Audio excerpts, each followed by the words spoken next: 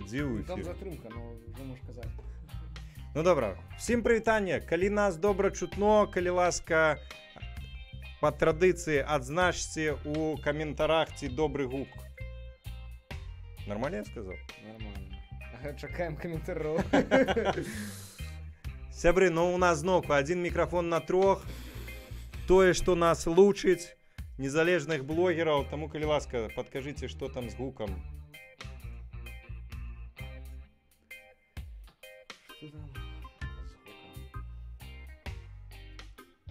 Пишут «Живи Беларусь» замест гука.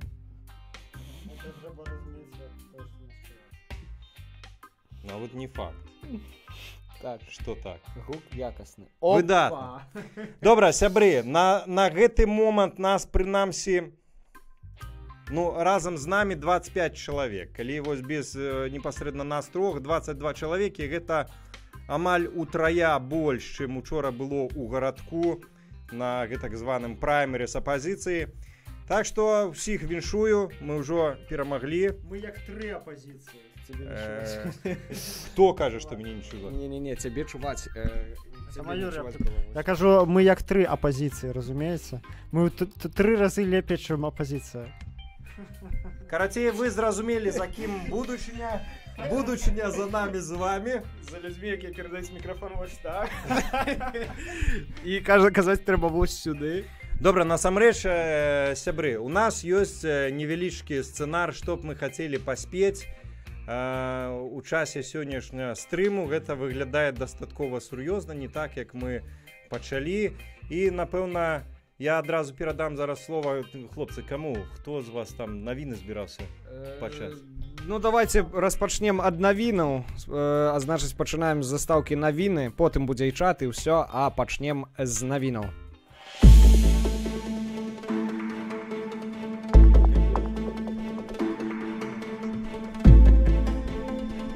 Сябры, з намі Алёнка.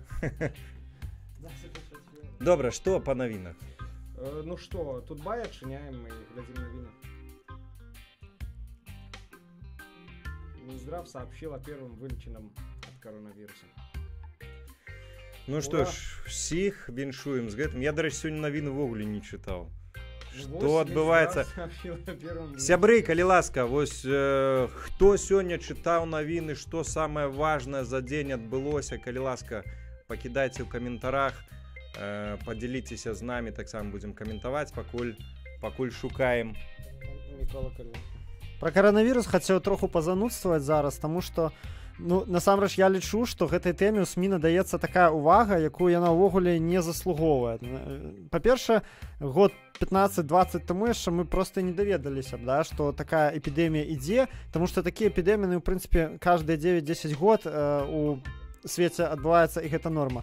А зараз гэта паўсюль тэма номер 1, хаця насамрэч яна такой не мусіць быць. Нават па колькасцю смерцяў, па свайму ўплыву на грамадства тут няма чаго так парыцца, тым не менш людзі раздуваюць такую адскую гістэрыю, і мяне асабіста гэта вось хвалюе, што это можа стаць глебай, па-першае, для канспіролагаў розных, вось а-ля «Рускі мір» такі, да, бо ўжо вось канал Вусы Лукашенко рабіў такую пытанку на вуліцы, там некаторыя персанажы выказваліся у тым духу, што каранавірус гэта біялагічная зброя, якую прыдумалі ў лабараторыях США, каб аслабіць Кітай.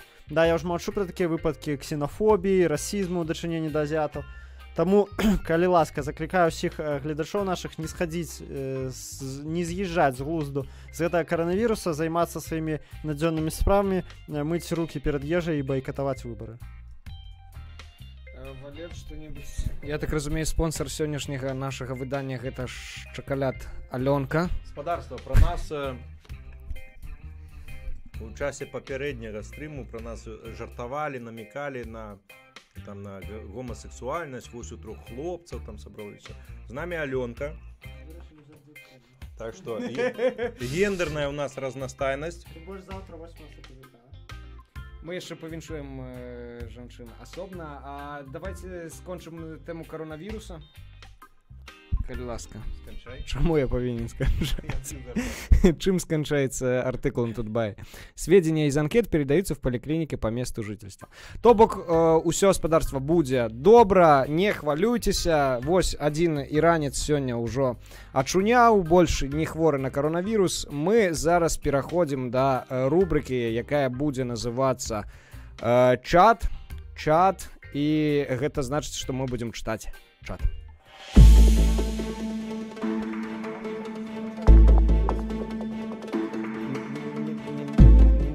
Чаму не можем? Давай, чаго?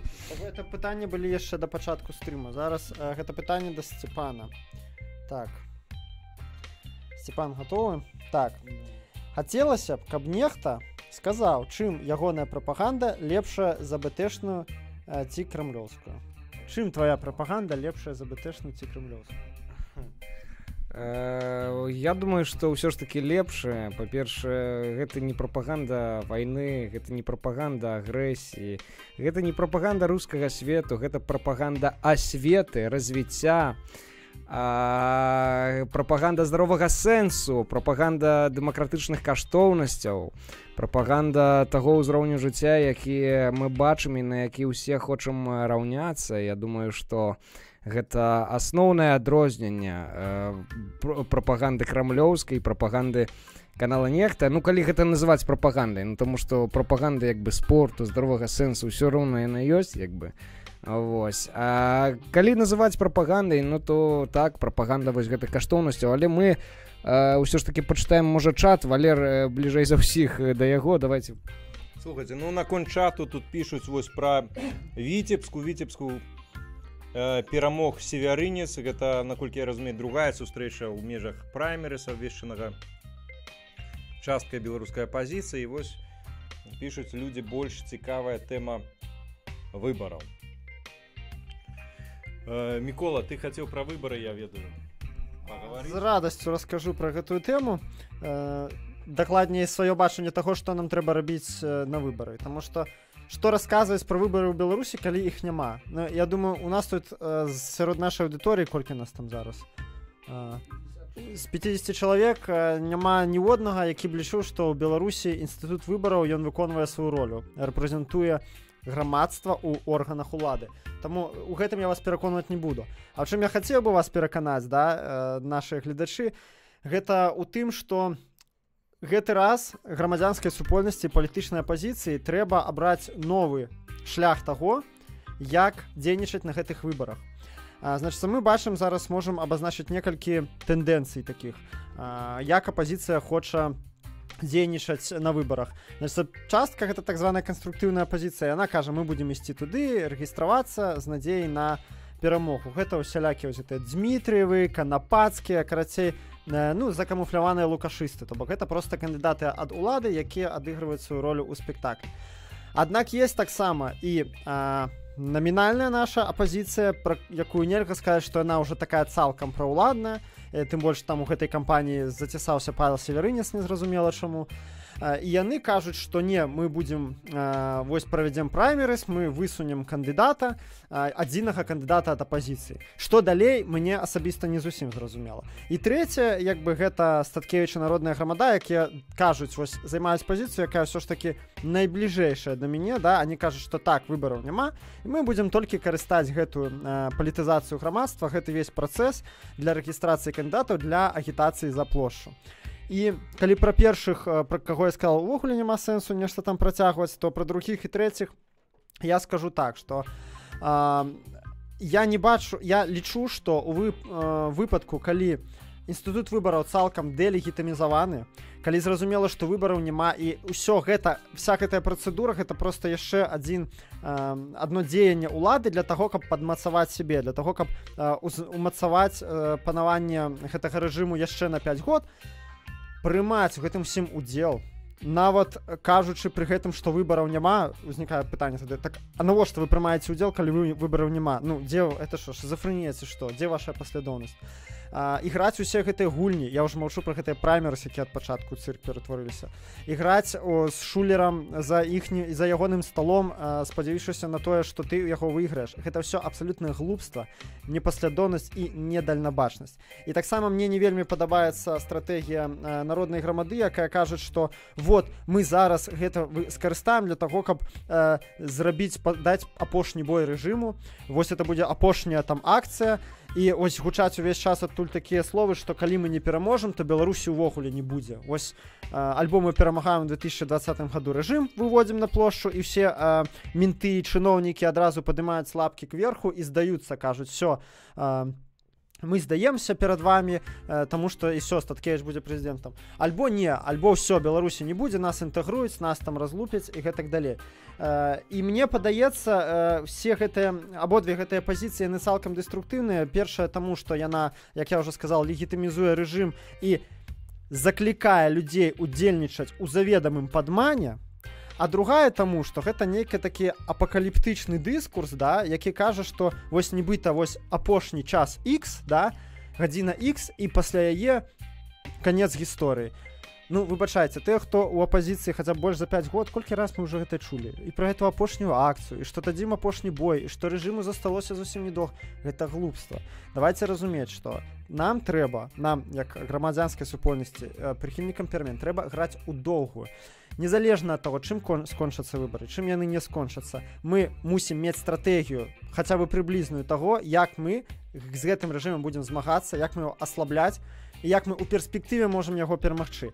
А кідацца ў гэты бой там, дзе я асабіста не бачу вось прямо ў сённяшняй Беларусі перспектываў у скіданні рэжыма. Я не бачу у партыі Статкевіча такой сілы, каб яна магла это зрабіць. І таму кідацца ў гэты бой гэта безглузда.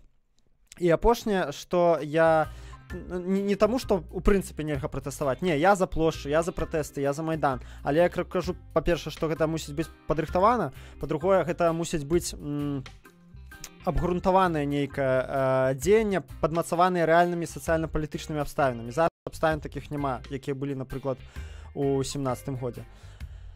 І ўжо заканчваючы, да, перадам мікрафон далей, што прапаную я, мая пазіцыя, я за актыўны байкот.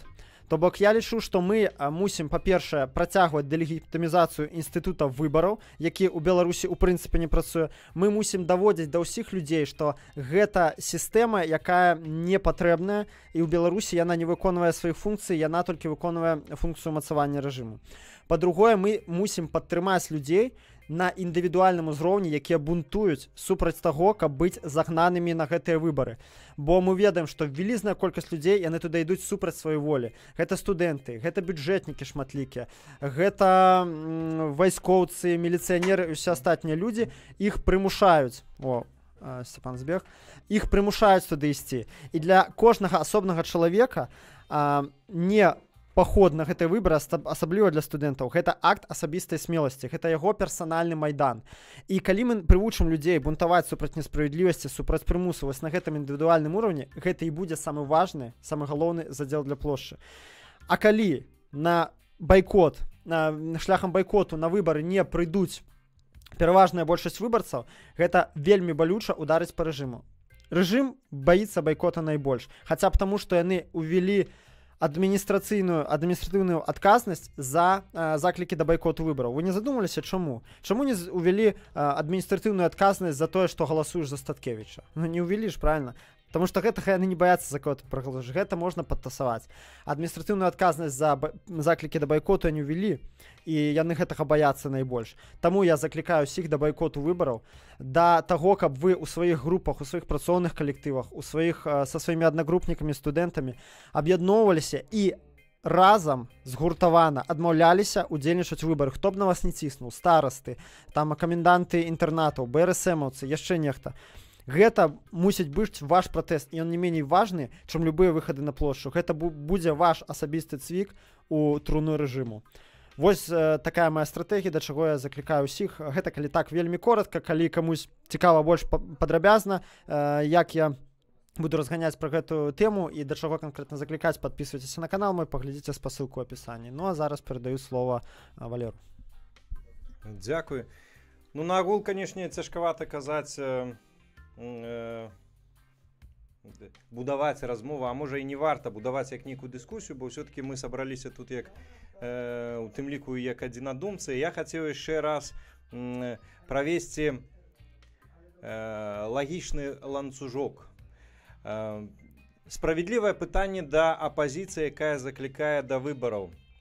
Чаму вы не можаце рабіць гэта ў іншы час, а вось толькі пад гэтымі выбарамі, якія абавязкова пройдуць па правілах Лукашэнкі, па правілах Ярмошына. Вы ж усе ведаеце, кожныя выбары у Беларусі не признаются демократичными, прозрыстыми. ДЗИПШ АБСЕ постоянно обновляя, повторяя свои основные рекомендации.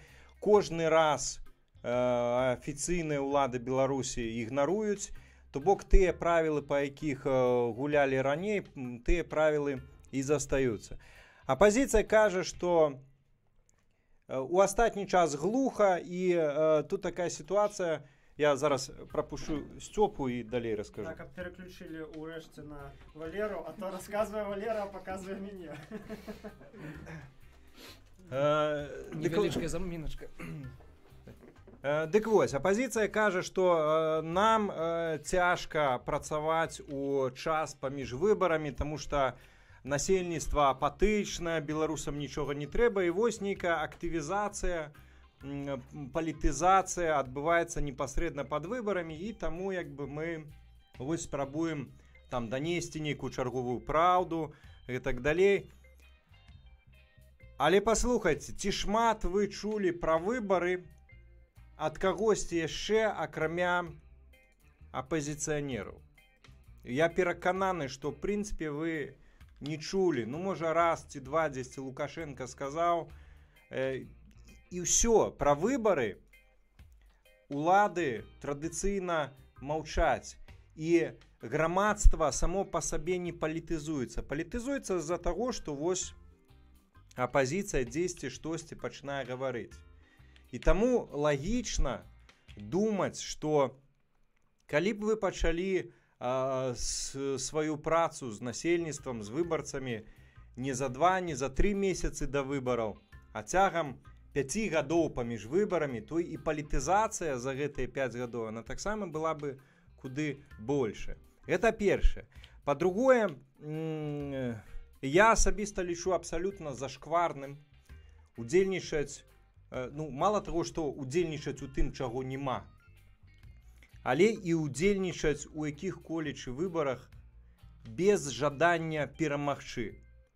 Называецца пастаянна нейкія мэты, якія заўгодна, акрамя перамогі. Ніхто не збіраецца Лукашэнку перамагаць.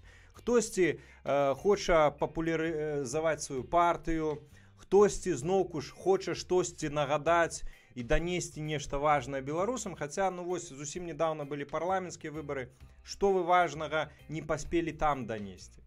Вось, хтосьці хоча хаця б трошкі ўскалыхнуць трон, як вось тут у каментарах нам пішуць, і ўсё, пра перамогу гаворкі не вядзецца. Я не глядзеў сёння там у Віцебску гэтую сустрэчу, але учора трошачкі паглядзеў, як было у гарадку на Віцебшчыне, і, канешне, калі Алексей Янукевич з БНФ-у стаў і пачаў, і вось ён, кандыдат на кандыдата, народны кандыдат на народную там альтэрнатыву Лукашэнку, у першым жа сказе кажа, у мяне няма там стратэгіі, як перамагчы Лукашэнку. Так нахера ты лезеш, вы мяне прабачце? Чо ты лезеш? Мы альбо перамагаем Луку, альбо вы там гуляеце сабе дзесьці, а мы жывём як жывём. І вы да нас тады таксама не лезьце. Давайте тады так, вось тут нам пишуць, давайте яднаць грамадства, давайте яднаць апозіцыю разам. Ну, калі у нас мэты розныя. Мы, грамадства, хочам жыць добра. Мы хочам жыць без гэта ненавісна Лукашэнкі. Мы хочам, каб улада все-таки змянялася. Калі апозіцыя адкрытым тэкстам кажа, давайте не, можа там на наступныя прэзідэнцкія выбары, там, можа, дадзім нейкі чарговы бой, а зараз не будзем даваць, то я не бачу нічога супольнага паміж грамадствам, жаданнямі, памкненнямі грамадства і памкненнямі апозіцыі. Таму я таксама, канешне, падтрымліваю ідэю, па-першае, байкоту, а таксама, нават больш правільна сказаць тут, няўдзелу ў злачынстве. Усе гэтыя выбары Лукашэнкі — гэта суцэльнае злачынства, і ўдзельнічаць у іх — гэта азначае саўдзельнічаць у злачынстве. Наконт байкоту, чаму я так агаворваюся у адрозненне ад Міколы, таму што я ў адным са сваіх ролікаў казаў пра гэта. Я лічу, што і выбары, і байкот маюць сэнс толькі тады, калі іх рыхтуюць. Калі іх рыхтуюць не дзень, не два і нават не месяц, а калі вядзецца праца доўгая, пастаянная і даносіцца пазіцыя, альтэрнатыўная пазіцыя, што, напрыклад, мы байкатуем. Мы ў гэтым не ўдзельнічаем, пакуль не будзе А, Б, В, Г, Д зроблена, тады можна гаварыць пра нейкі сэнс удзелу ў выбарах. Альбо мы ўдзельнічаем у выбарах, і ў нас ёсць свой кандыдат. Возьміце, я там у нейку каментарах згадваў прыклад. Вось я Вользе Кавальковай спрабаваў патлумачыць, што ў маім разуменні народны кандыдат. Я прыводзіў прыклад Венесуэлы. Там быў адзіны кандыдат ад апазіцыі Капрылес, который реально змагаўся за ўладу, за которым реально стаяла, прынамсі, палова Венесуэлы. Хоць адзін з цяперашніх, я нават не ведаю, як назваць, з тых асобаў, якія заявілі пра свае прэзідэнцкія амбіцыі, хто з іх вось вядомы настолькі, як той жа Капрылес у Венесуэле? Ніхто. Все гэтыя людзі ў межах нейкай статыстычнай памылкі, іх ніхто не ведае. Это называецца на шару кудысьці ўскачыць. Ну, так гэта абсалютна не працуе. І пагатоў так не працуе ў краіне, у якой няма дэмакратыі, у якой няма альтэрнатыўнай медыяпрасторы, у якой няма непадкантрольнага бізнесу, дзе вось можна было б неяк выскачыць, згуляць на чымсьці. У Беларусі, як у краіне, дзе пануе аўтарытарызм, дыктатура, па-рознаму называюць, працаваць на перамогу трэба нашмат больш, чым у іншых больш дэмакратычных краінах. І таму вось усе гэтыя патугі, ну, я да іх стаўлюся вельмі дрэнна. Я лічу іх саўдзелам у злачынстве і заклікаю ўсіх не ўдзельнічаць у злачынстве. Вельмі важную рэч сказаў Мікола наконт таго, што хай у кожнага з нас здарыцца асабісты майдан, хай кожны студэнт, якога зноку будуць заганяць на выбары, кожны бюджэтнік, якого будуць заганяць на выбары, вайсковец, усе астатнія, он папросту не пойдзе туды. Неістотна, як ён адмовіцца, скажа праўду, яшчэ штосьці, альбо не скажа, штосьці неяк выкруціцца, папросту не пойдзе. Мне здаецца, змены ў Беларусі, перамены пачнуцца тады, калі мы масава пачнем паважаць саміх сябе. І калі вось гэтая масавая самапавага будзе, тады, канешне, мы у масе сваёй актыўна не будзем згаджацца з тым трэшам, які сёння дзее ў Беларусі. З гэтым жахам, да якога цяперашнія ўлады дакацілі нашу краіну. Для гэта патрэбна самае важнае — самапавага. Яна, ведаеце, всялякае мы, яно пачынаецца з асэнсаванага я. Як толькі пачынаеш паважаць сябе, і такіх становіцца ўсё больш, людзі, якія маюць годнасць, свабоду, вось такіх людзей ужо захамутаць, зацугляць будзе немагчыма. І я перакананы, што вось наконт там лозунгаў, там кожную кампанію выбарчую апазіцыя прыдумвае нейкі лозунг. Мне здаецца, лозунг будзе адзін. Гэта ў абарону нашай годнасці. Калі свабодныя абсалютна людзі, якія маюць уласную годнасць, скажуць: мяне асабіста гэта затрахала, мне гэта дастала, і я асабіста не хачу з гэтым больш пагаджацца і гэта цярпець. І вось толькі тады ў нас могуць быць змены. А да гэтага не будзе. Можна... Зараз я так каротенькую толькі ремарку ставлю. Па-першае, хочу падтрымаць все, што сказаў Валер, усё правільна. Я тут троху пачытаў чацік, некалькі было такіх язвіцельных заўваг. Па-першае, некалькі чалавек напісалі, маўляў, ой, да што вы прапануеце байкот, ніхто не прапануе галасаваць, удзельнічаць выбарах. То, што вось Юрась Карась напісаў, ваш байкот не супярэчыць сённяшняму дзеянню. Да як так не супярэчыць? Уся апазіцыя ў той ці іншай форме уключылася ў перадвыбарную гонку. Яны спрабуюць высунуць кандыдатаў, пачынаюць нейкія рухі на гэтыя выбары, уключаюцца так ці інакш у спектакль, які быў назначаны рэжымам. Так як жа не супярэчыць? То бок апазіцыя, яна ідзе на выбары, і я не ведаю, што будзе далей, але прабачце, зараз Лукашенко возьме, зробіць ход канём і зарэгіструе Статкевіча. І вы мне хочаце сказаць, што Статкевіч не пойдзе на выбары? Я не думаю. Не буду сцвярджаць, так не думаю. Тое ж самае і Северынец. Таму так, апазіцыя уключылася, а мы былі, калі я правильно зразумею, Валера, якраз за то, каб цалкам тотальна ігнараваць усё гэта мерапрыемства, і няхай там Лукашенко з Дмітрыевым і з Улаховічам гуляюцца ў свае выбары. Это полная дэлегітымізацыя, это полное паказванне ўсім, што грамадству насраць на гэты працэс увогуле. Вось што мы прапануем. Таму не трэба казаць, што гэта не супярэчыць дзеянням апазіцыі. Яшчэ быў такі камент, мяне так троху закрану. Хлопцы, прыязджайце ў Беларусь і рабіце, што вы тут гаворыце. За добрым жыццём усе валяць за мяжу, а хто тут будзе змагацца. Ось всім такім разумным, хто такое піша, я хачу, па-першае, сказаць, пачніце вы спачатку штосьці рабіць, мне цікава, чым вы займаецеся. За сябе магу сказаць, што я не палітэмігрант. Я вучуся ў Польшчы, але суткі і штрафы чамусь я атрымліваю ў Беларусі. Тое ж самае і Валер, ён сам скажа, калі захоча.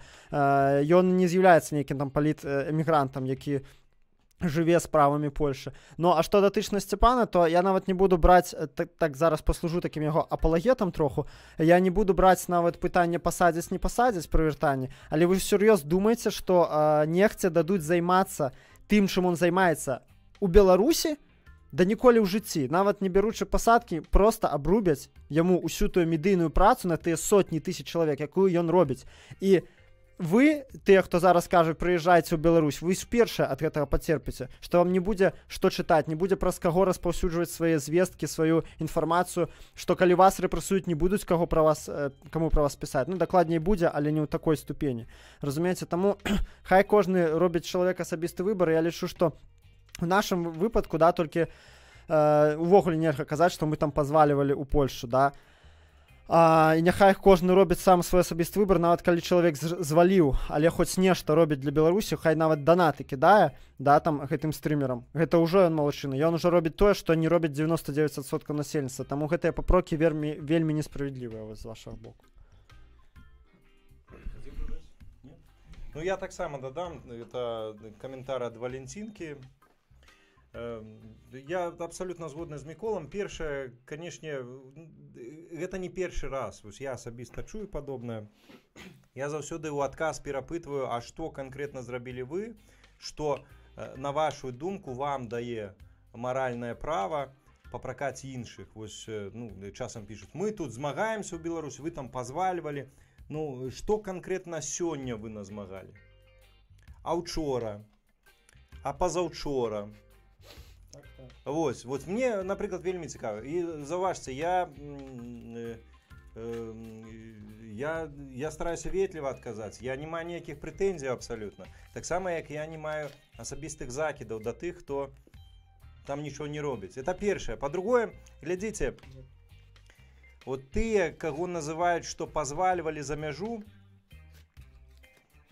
і тыя, хто кажа там пра неабходнасць зменаў у Беларусі, пра штосьці, выказвае нейкую неабыякавасць да беларускай тэмы, іх мізер з агульнай колькасці тых, хто з'ехаў з Беларусі.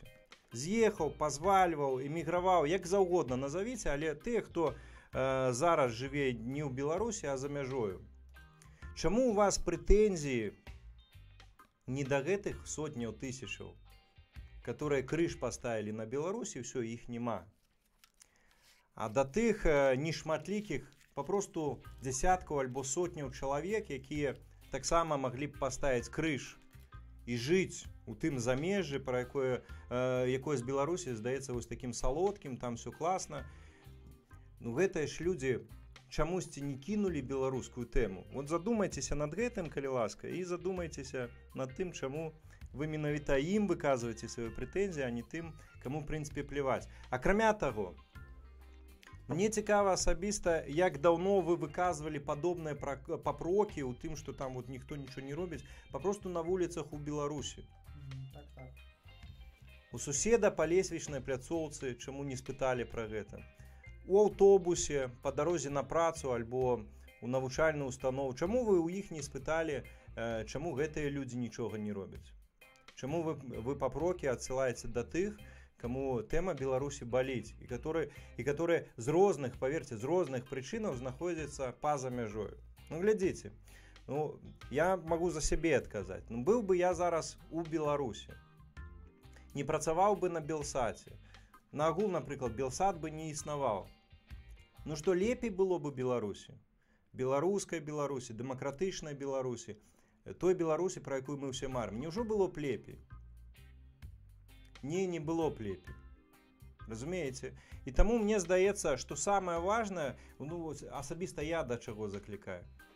Пачаць з самых сябе. Я не заклікаю вас ісці на барыкады. Я не заклікаю ісці на там плошчу. Я не заклікаю там нейкія акцыі пратэсту рабіць. Мне здаецца, што свабодныя людзі, якія маюць годнасць і маюць уласную пазіцыю, яны здольныя зрабіць свой выбар і ўвогуле вырашыць, ісці ім ці не ісці самастойна.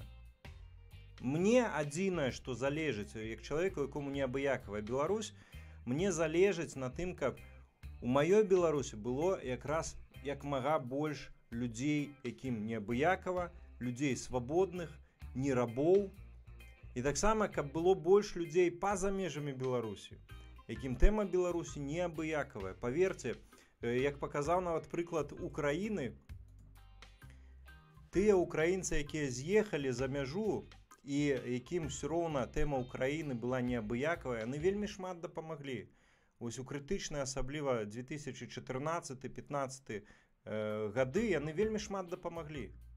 А вы ўявіце, каб іх проста вось так загаўнялі, сказалі, вы звалілі ўпырхлікі, там яшчэ хтосьці здрайцы, звалілі свабодна. А гэтыя людзі дасылалі тыя ж грошы на тое, каб абуць, узброіць, апрануць, накарміць добраахвотнікаў, якія стрымлівалі агрэсію расійскую. Гэта ж якраз рабілі тыя украінцы, якія з'ехалі. Чаму мы ўвесь час дзелім? Вось беларусаў самі сябе мы дзелім. Тых, хто з'ехаў, хто не з'ехаў, тыя, хто там на правы бок ступае больш, тыя, хто на левы бок ступае больш. Хтосьці так паглядзеў, хтосьці гэтак, хтосьці лысы, хтосьці валасаты. Давайте не дзеліцца, давайте дзеліцца, калі ўжо дзеліцца, дакладней аб'ядноўвацца паводле аднаго прынцыпу. І гэта не пытанне мовы, гэта не пытанне нават палітычных нейкіх прыхільнасцяў. Давайте дзеліцца, аб'ядноўвацца паводле аднаго прынцыпу. Нам важная Беларусь. Мы любім Беларусь. І ўсе астатнія. Вось тыя астатнія хай ідуць лесам. А мы паміж сабой як-небудзь дамовімся, мне здаецца. Дзякуй. Гаспадарства, дзякуем Валеру і Міколі за такія шчырыя выказванні. Я нагадываю, што мы збіраем тут на дапамогу уласна беларускамоўным блогерам, то бок усе вашыя сродкі пойдуць на развіццё каналу Дарога, на развіццё каналу Радзікс, на развіццё іншых беларускамоўных блогераў. Падтрымлівайце хаця б, просто подписывайтеся на іх. Напрыклад, Радыё Свабода нядаўна рабіла падборку беларускамоўных блогераў. Падтрымлівайце сваё. Давайте разам гуртавацца і працягваць ісці, крочыць да мэты. Давайте вернемся да навінаў, хаця б яшчэ пару, адну-дзве навіны пачытаем сённяшнія галоўныя, што былі галоўныя на Тутбай.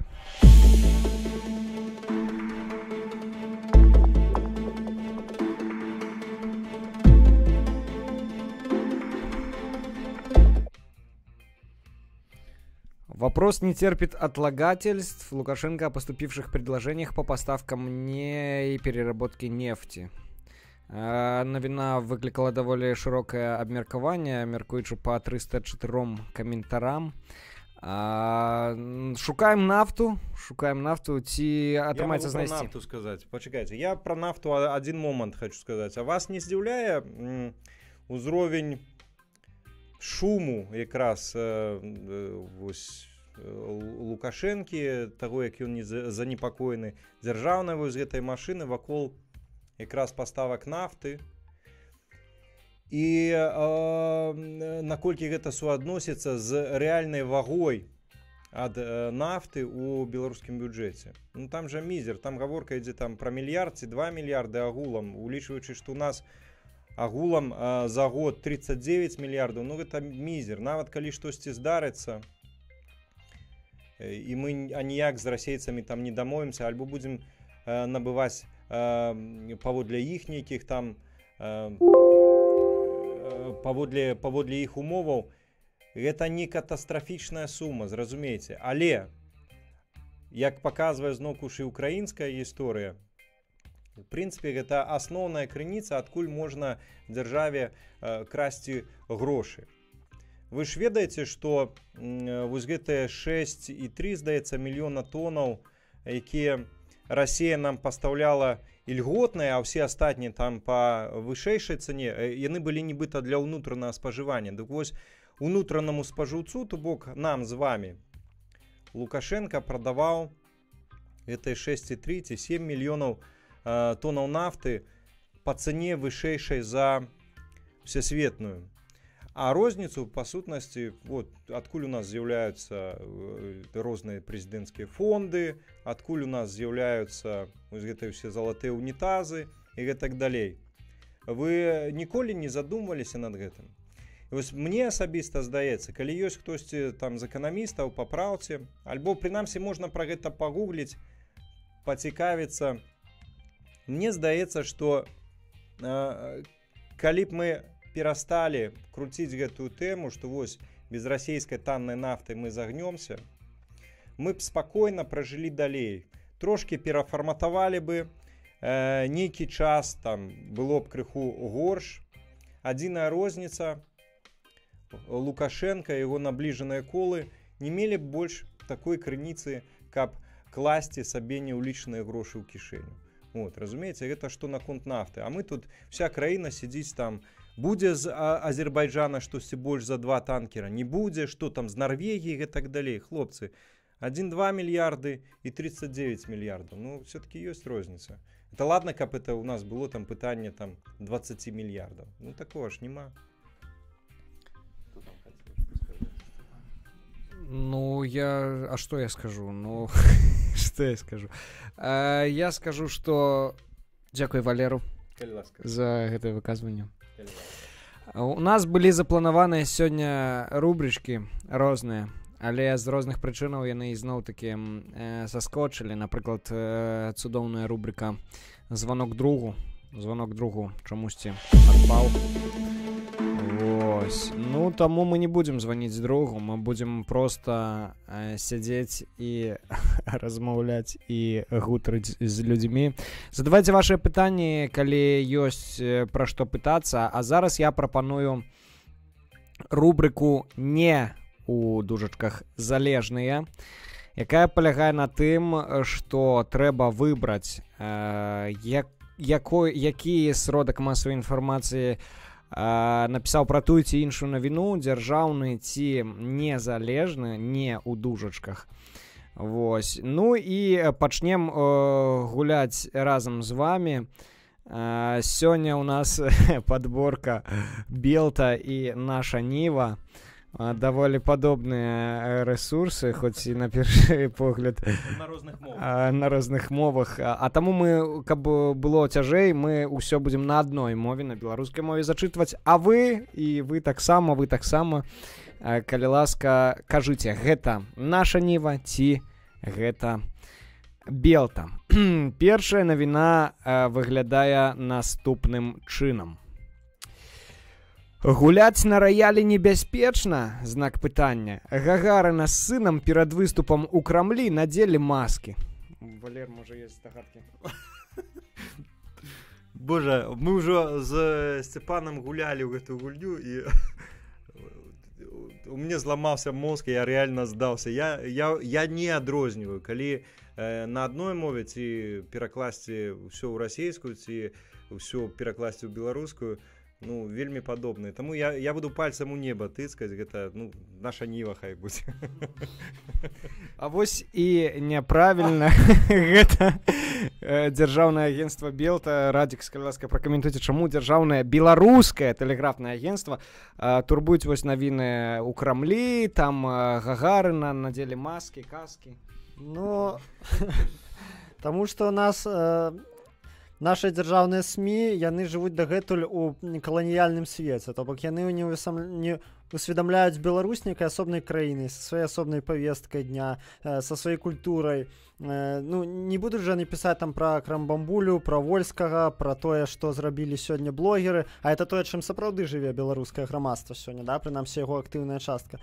І яны па-ранейшаму, то бок у них такі крамлёўскі мозг, да, яны па-ранейшаму лічаць себе вот этим кавалачкам великай расійской, русской культуры з двумя великімі «С», да. І таму, ну, аб чым ім яшчэ пісаць, то бок гэта навіна адлюстроўвае не толькі парадыгму іх як бы мыслення імперскую, але і проста ўзровень іхняй асабістай культуры. Ну, хто, як які нармальны чалавек будзе Гагарыну смотреть і слухаць у 2020 годзе? Вось хто гэта, загугліце, вось такія навіны. Ідзем далей не ідзецца. Ідзем далей. А калі некія цікавыя там паведамленні ў чаце можам... Вельмі цікавае, дарэчы, як займацца актывізмам падчас эпідэміі, малая яна ці вялікая не суть. Дзякую вялікі за гэтае пытанне, сапраўды класна. Ну, мне здаецца, ну, па-першае, панікаваць не трэба. Па-першае, ну, прынамсі зараз у Беларусі няма маштабу эпідэміі, і ўвесь актывізм, якім займаліся дагэтуль, альбо якім збіраліся займацца дагэтуль, ён не страціў актуальнасці. Ну, да прыкладу, рандомна ў галаву прыйшло вось акцыя, якую ладзяць ужо шмат гадоў анархісты, антыфашысты. Гэта ежа замест бомбаў. Ну, вось, калі ласка, неістотна вялікая, малая эпідэмія, але дапамагаць людзям абездоленым, карміць іх ежай, што, дарэчы, у Беларусі не вітаецца на дзяржаўным узроўні. Менты ганяюць перыядычна і вось гэтых абездоленых людзей, і тых, хто гатуе для іх ежу.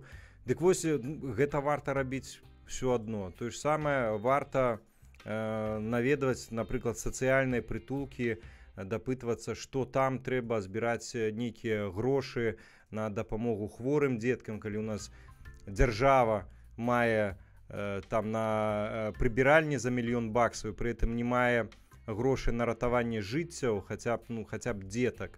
Гэта ўсё лягае на плечы грамадства, і гэта тая справа, якую нельга адкідаць вось на час, пакуль ёсць нейкая эпідэмія. Усё гэта абсалютна ёсць, і пагатоў не хацелася б, канешне, але калі тэарэтызаваць, у Беларусі сапраўды надышлі такія часіны, калі каронавірус набыў маштабы эпідэміі. Ну, там, напэўна, таксама знойдзецца, што рабіць. Галоўнае захоўваць сваю неабыякавасць і сацыяльную грамадзянскую актыўнасць. І тады заўсёды будзе што рабіць. Калі ласка. Я пару слоў дадам. Так, насамрэч, у часы любых там патрасенняў, эпідэмій, стыхійных там навалаў і ўсяго астатняга, гэта найлепшы выбар не толькі для анархістаў, увогуле для актывістаў, для шчырых сумленных людзей. Гэта проста дапамагаць адзін аднаму. То бок, не трэба чакаць, што дзяржава дапаможа. Не трэба думаць, што хтосьці іншы дапаможа твайму бліжняму. Ўсё, замяняйце сабой дзяржаву. Няма ні адной такой рэчы, якое можа зрабіць грамадства, але дакладней наадварот, якое не можа зрабіць грамадства, але магла б зрабіць дзяржава. То бок мы выдатна можам самі адзін аднаму дапамагчы, ствараць сеткі сацыяльнай дапамогі, і прыкладаў гэтаму была маса. Напрыклад, ось у Грэцыі тыя ж анархісты, яны падчас гэтага мігрантскага крызісу так званага, яны засялялі тысячы мігрантаў у сквоты, прадстаўлялі ім жытло, ежу, прадукты першай неабходнасці, каб яны маглі пераправіцца ў іншыя краіны і папрасіць там прытулак. Я сам это асабіста бачу, быў якраз у той перыяд у Грэцыі. Проста я бачу, уяўляеце сабе, я ось бачу цэлыя пакоі здаравенныя, памерам, ну, можа, чвэрць спартовай залі, забітыя да столі вадой, вопраткай, ежай, кансервамі, сродкамі гігіены. І гэта ўсё сабралі людзі навакольныя для таго, каб падтрымаць іншых людзей, якія прыбылі з іншых краін. Гэта сабралі гараджане, да? Даже нават не анархісты только гэта склалі ў одно место. Гараджане, якія хочуць падтрымаць людзей, якія вось ратуюцца ад вайны. І тое ж самае, калі быў ураган Катріна у ЗША, і таксама некалькі тысяч чалавек загінула, была разбурана інфраструктура цэлага гораду, і там тысячы, десяткі тысяч людзей без дамоў, без нічога засталіся, і таксама стваралі людзі сеткі ўзаемнай дапамогі, дзе давалі адзін аднаму жытло, дзецям там нейкая бяспечную прастору, ежу людзям, вопратку збіралі. І гэта ўсё таксама вялікая арганізацыйная работа. Таксама анархісты прынялі ў гэтым самы жывы ўдзел. І гэта вось адказ на пытанне, як займацца актывізмам падчас эпідэміі. Да дапамагаць адзін аднаму, ствараць сеткі салідарнасці. Раз ужо не атрымалася ствараць вось гэтыя сацыяльныя групы, сацыяльныя сеткі у рэчаіснасці без эпідэміі, да? Калі вы былі такой атамізаванай асобай, што вы не ведалі свайго суседа па лесвічнай клетцы, па лесвічнай пляцоўцы да гэтага, то прынамсі зараз вось эпідэмія, зараз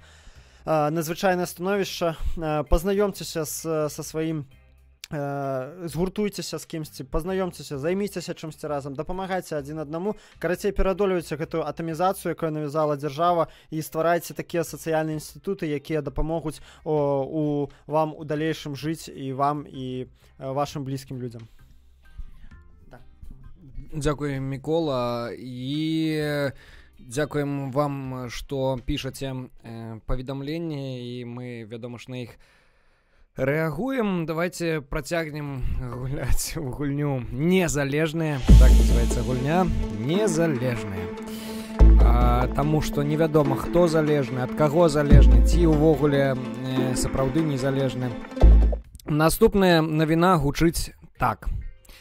Модная тэндэнцыя. Хард-зельтары, якія забіваюць піва.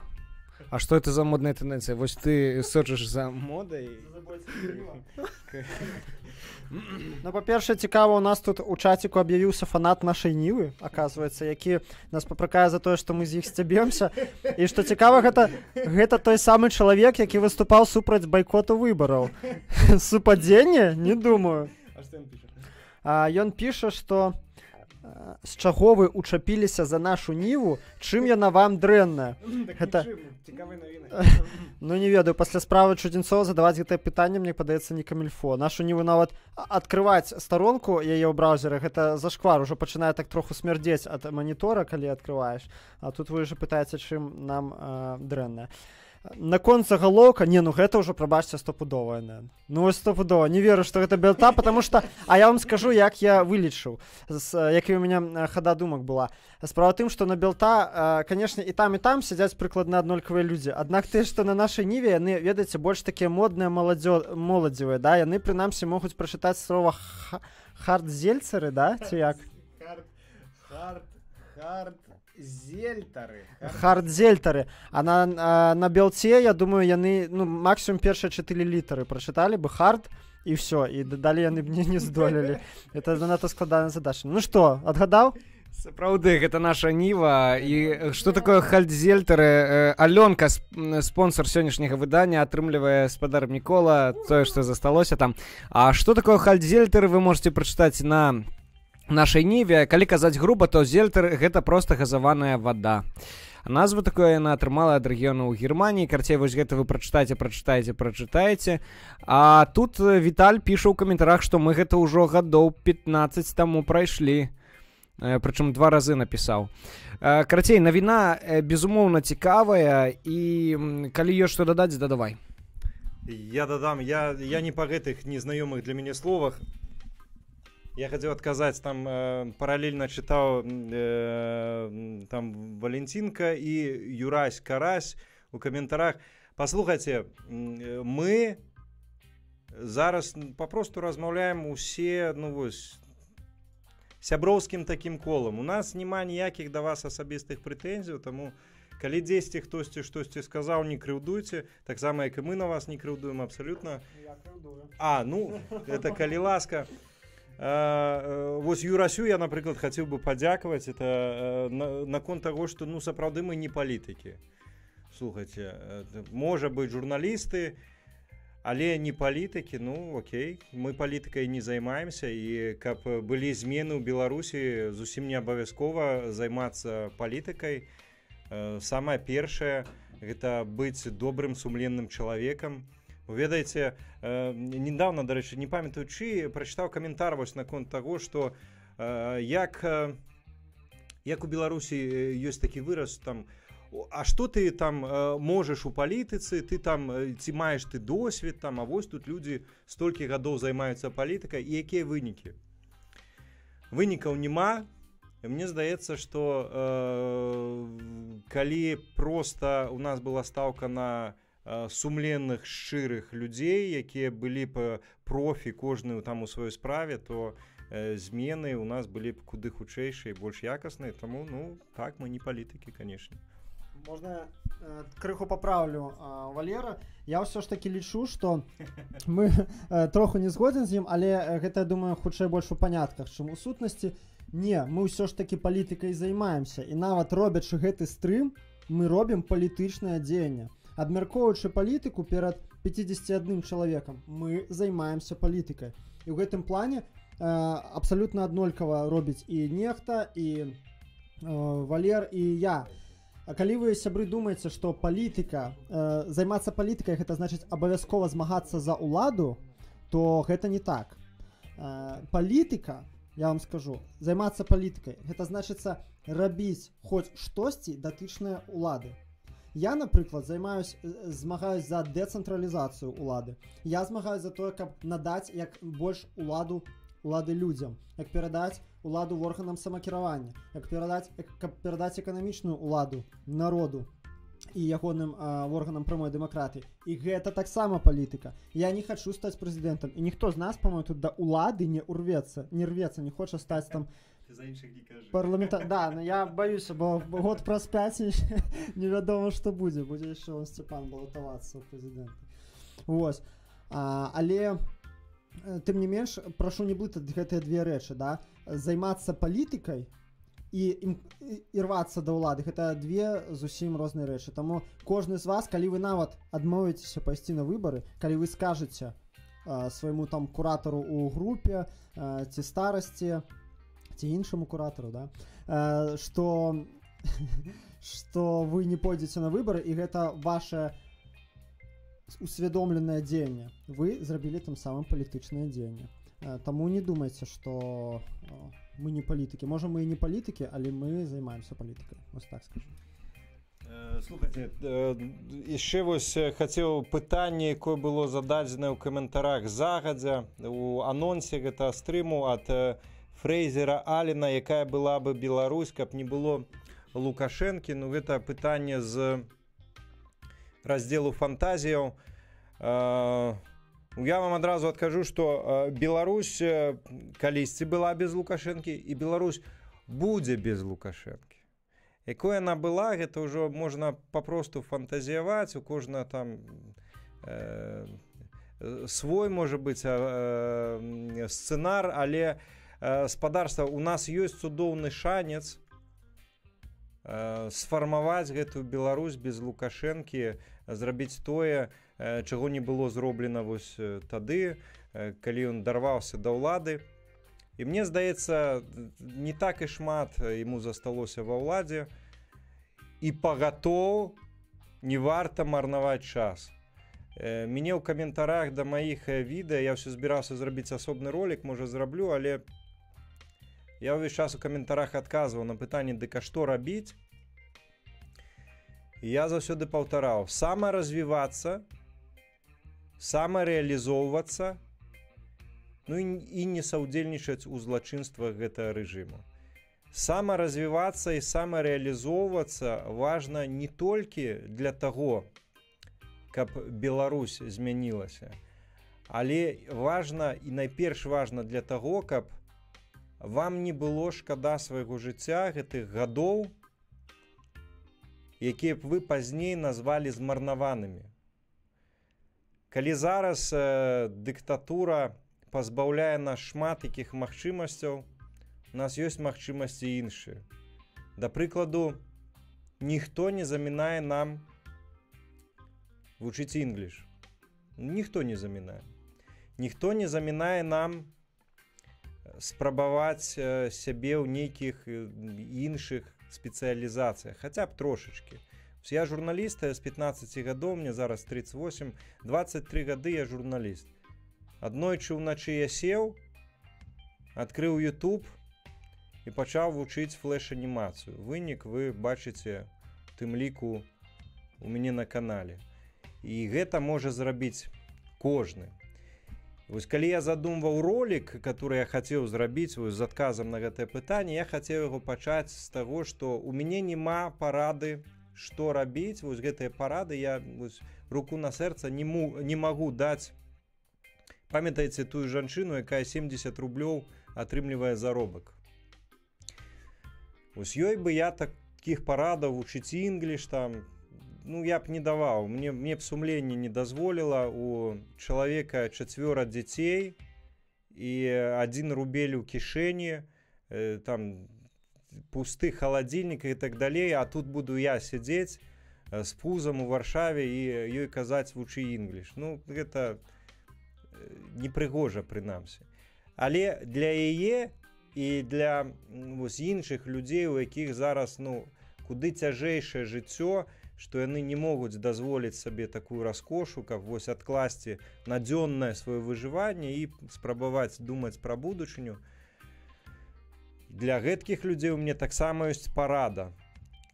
Гаварыць пра свае праблемы ўслых, не баяцца пра іх распавядаць, звяртацца да блогераў і незалежных журналістаў. Я вам скажу, чаму я ўзяў на сябе такую маральную адказнасць гэта параіць. Таму што ў гэтай жанчыны, якая атрымлівала 70 рублёў, пасля таго, як яна звярнулася, пасля таго, як яе гісторыя трапіла ў незалежныя медыа, Белсат, Радыё Свабода, многія іншыя напісалі таксама, ёй падвысілі заробак. Здаецца, 220, 240, 200 з капейкамі рублёў, канешне, гэта мізер. Але ў параўнанні з 70 рублямі, гэта ў 3 з капейкамі разы больш. Гэта непасрэдны вынік таго, што жанчына не засталася сама насам са сваімі праблемамі, сама насам з гэтымі самадурамі мясцовымі начальнікамі і звярнулася па дапамогу ў незалежныя медыа. Спадарства, вось гэтую параду я магу даць найперш гэткім людзям, і таксама ўсім таксама. Гаварыце пра тое, што вас хвалюе, а калі з'явіцца магчымасць, самарэалізоўвайцеся, самаразвівайцеся. Дзякуй вялікі, Валер, і ў часе твайго выказвання паступіла пытанне ў тым ліку да мяне. Сцяпан, ці плануеце ўводзіць беларускамоўныя рубрыкі? Абавязкова. І першы ў нас прыйшоў данат. Што там напісана? Я крыху валацуга, для сваіх не шкада. Жыве Беларусь. Мікола, дзясятка памятае. Дзякуй вялікі, перадусім ад Міколы. Дзякуй, памятае дзясятка. Дзясятка это што? Я не ўпэўнены на 100%, таму пакуль прамаўчу. Так ты ж падзякаваў. У мяне некалькі варыянтаў ёсць. Добра. Будзем думаць над варыянтамі. Тым часам ёсць пытанне, але я ж не адказаў. Будуць абавязкова рубрыкі, але вы сачыце проста за Белсатам. Праграма «Суб'ектыў», напрыклад, цалкам па-беларуску выходзіць кожны тыдзень, і там па 100 000, па 150 нават збірае праглядаў. Сачыце, вучыце мову, даведвайцеся пра тое, што адбываецца ў краіне, і Валеру слова. Тут яшчэ адзін адразу каментар. Я на апошні спачатку адкажу, который толькі выскачыў, а пасля вярнуся да папярэдняга. G1 Unhold, нейкі такі нік, пытае нас, з кім можна размаўляць па-беларуску ў Беларусі. Ды з усімі, спадарства. Нема такого, што вось тут мы гаворым па-беларуску, тут... што вы. Я з 15 гадоў беларускамоўны цалкам. размаўляю паўсюль з усімі. Праблем няма. Дажыў да 38 і планую жыць яшчэ ў разы больш. Так што размаўляйце з усімі. І вось яшчэ папярэдні каментар, на які хацеў бы адрэагаваць. Антон Мажейка піша: Валера, чем сегодняшний режим отличается от того, что был в 2010 году, например, чего он сейчас больше всего боится? Это відавочна. То, што ён свабодных, свабодалюбівых, годных беларусаў баіцца, гэта было і тады, і зараз, тут змены няма. Зараз рэжым баіцца, што ўсё, ён застаўся без цыцкі. У 2010 годзе мне асабіста здаецца, што ён быў больш упэўнены, нягледзячы на там 5-6 серыяў хроснага бацькі.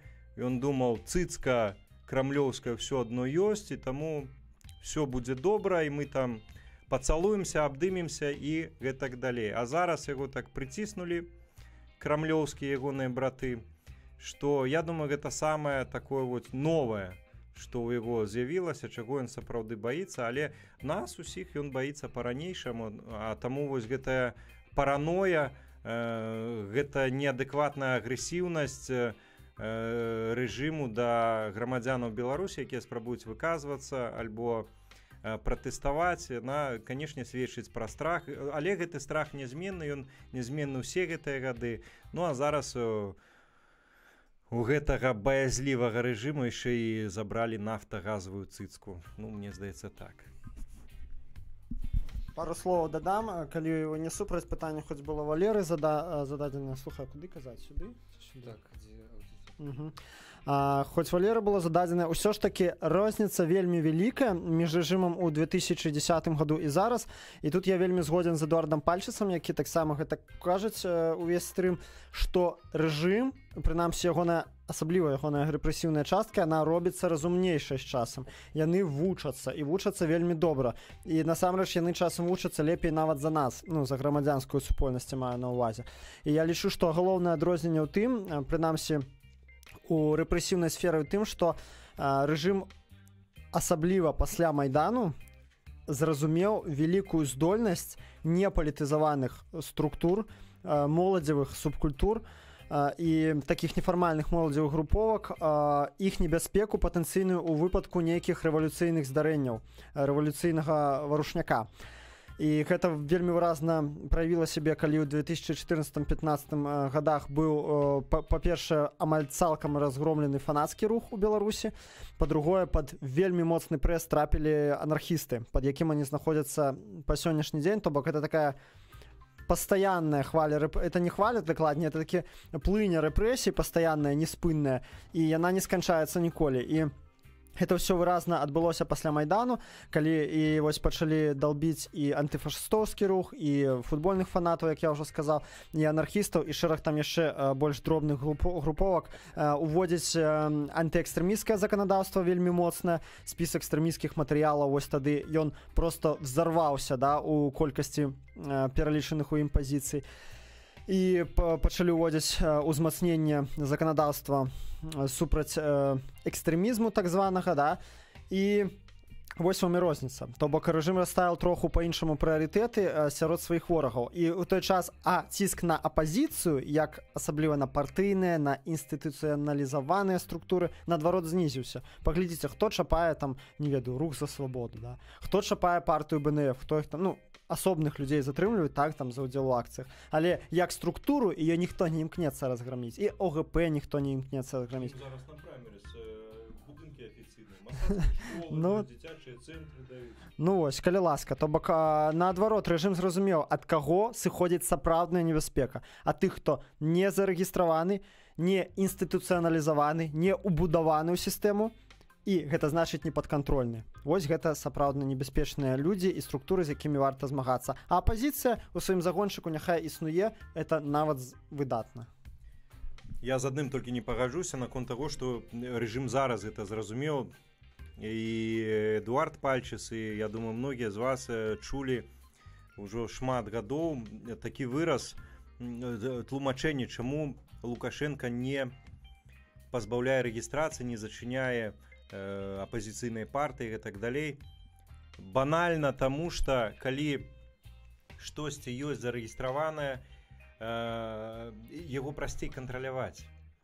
Калі ёсць нефармальнае, не зарэгістраванае, то яго кантраляваць немагчыма, таму што заўсёды, асабліва ў параноідальных рэжымаў, ёсць падозрні, а можа мы штосьці дзесьці ўпусцілі. А тут, калі ласка, вось у іх ёсць офіс, вось у іх ёсць спісы людзей, вось у іх ёсць строгая арганізацыйная структура, куды, в прынцыпе, можна хаця б тэарэтычна ўставіць сваіх людзей і гэткім чынам кантраляваць, а што яны на тых жа замежных візітах кажуць, а што яны на перамовах з іншымі такімі ж структурамі, як перамаўляюцца. То бок, калі ёсць афіцыйная структура, яе значна прасцей кантраляваць, і гэта не сёння зразумеў рэжым. Гэты выраз тлумачэння, чаму не пазбаўляць рэгістрацыю, ён існуе вельмі даўно. Спадарства, я хацеў яшчэ адрэагаваць на такі вельмі вясёлы каментар.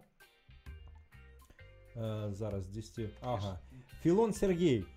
Есть надежда, что мы не придем на выборы, а Лука обидится и уйдет. Конечно, есть. Спадарство. Як бы там ни было, спадзявацца на лепшае трэба заўжды. І мне вось тут, ведаеце, прыгадаўся, здаецца, 10-го года, я могу памыляцца, вельмі пранікнёны тэкст гарадзенскага журналіста і актывіста Андрэя Пачобута, які вось пасля чарговай выбарчай кампаніі, дзе зноўку быў перабраў сам сябе Лукашенко, ён тады напісаў пра надзею.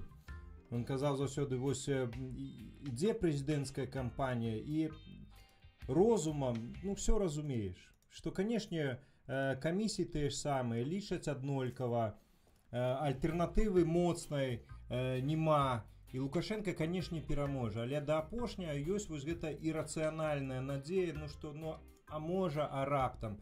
І на наступны дзень, калі абвяшчаюць, што Лукашенко зноў элегантна перамог, то у сэрцы такі боль. Здавалася, ты асабліва і не спадзяваўся, разумеў, што ён пераможа, але все-таки надзея дзесьці была. І нягледзячы на гэты боль, праз 5 гадоў паўтараецца тая ж самая сітуацыя. Мне здаецца, гэта вельмі важная гісторыя пра тое, што надзея, нягледзячы ні на што, застаецца, і нам сапраўды яе варта захоўваць. Як бы там ні было, яе варта захоўваць. Больш за тое, пагатоў я скажу, Лукашенко, можа для кагосьці гэта будзе сакрэт, але Лукашенко таксама жывы чалавек. І жывы чалавек пакуль што. Таксама чалавек, які можа захварэць, можа ўрэшце перадумаць, з ім можа штосьці здарыцца, он можа знікнуць альбо памерці. Гэта тое, што не запланавана. І нам папросту трэба быць гатовымі да зменаў, якія, напэўна, у Беларусі прыйдуць неспадзявана. Да іх мы будзем рыхтавацца, я спадзяюся, увесь час, магчыма доўга, магчыма не вельмі доўга. І ў адзін момант яны прыйдуць. Толькі пытанне ў тым, ці будзем мы гатовыя якраз да гэтых зменаў, каб у нас не паўтарылася сітуацыя, каб мы не наступілі на граблі другі раз. Таму што, вось мне 38, Лукашенко, калі да ўлады прыйшоў, мне барада не расла, а зараз она ўжо сівая.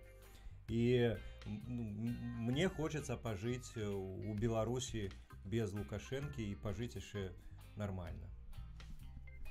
Мікола, можа, штосьці хацеў дадаць? Не, я толькі хацеў там на некаторае пытанне з чаціка адказаць, калі не супраць. Так. З кім можна размаўляць па-беларуску ў Беларусі? Не адказвалі ж яшчэ? Адказаў, так. Што за канфлікт з каналам «Краіна для жыцця»? Я думаю, нам не трэба ўвогуле это каментаваць, шысці там з кімсьці канфлікт. Ён занадта дробны, і, можна сказаць, не канфлікт. Вось, занадта дробны і не канфлікт.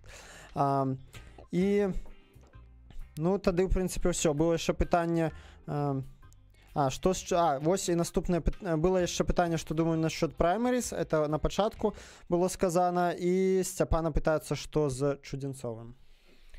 З Чудзенцовым зараз пакуль што нейкіх навінаў няма. З ім працуе адвакат, да яго прыходзіць час ад часу, маці наведвае гэтыя грошы, якія былі ахвяраваныя на адвакаты, яны яшчэ не выкарыстаныя. Там хтосьці, даволі шмат людзей думала, што гэта вялікія грошы. Насамрэч, гэта не такія ўжо і вялікія грошы, як на якаснага адваката. І адвакат пакуль працуе, ну і вядома, зараз робіцца ўсё дзеля таго, каб зрабіць гэтыя бліжэйшыя суды зачыненымі. Я ведаю, каго выклікаюць, я ведаю, хто выклікае, у нас ёсць прозвішчы. Гэта ўсё будзе як бы апублікаванае, на гэта прыйдзе час. І ўсе людзі, якія былі датычныя да гэтай справы, пачынаючы ад Шангарэя, які падкідваў уласна гэтую траву, праз тых людзей, якія стваралі фейкі, і вось гэтыя замоўныя артыкулы на нібыта незалежных парталах яны таксама сваё атрымаюць. Ну і вядома, мы працягваем сачыць за гэтай справай, пакуль нейкіх навінаў няма, але мы уважліва сочым і ведаем, што адбываецца. Калі будзе патрэба ў гэтым, мы вам распавядзем.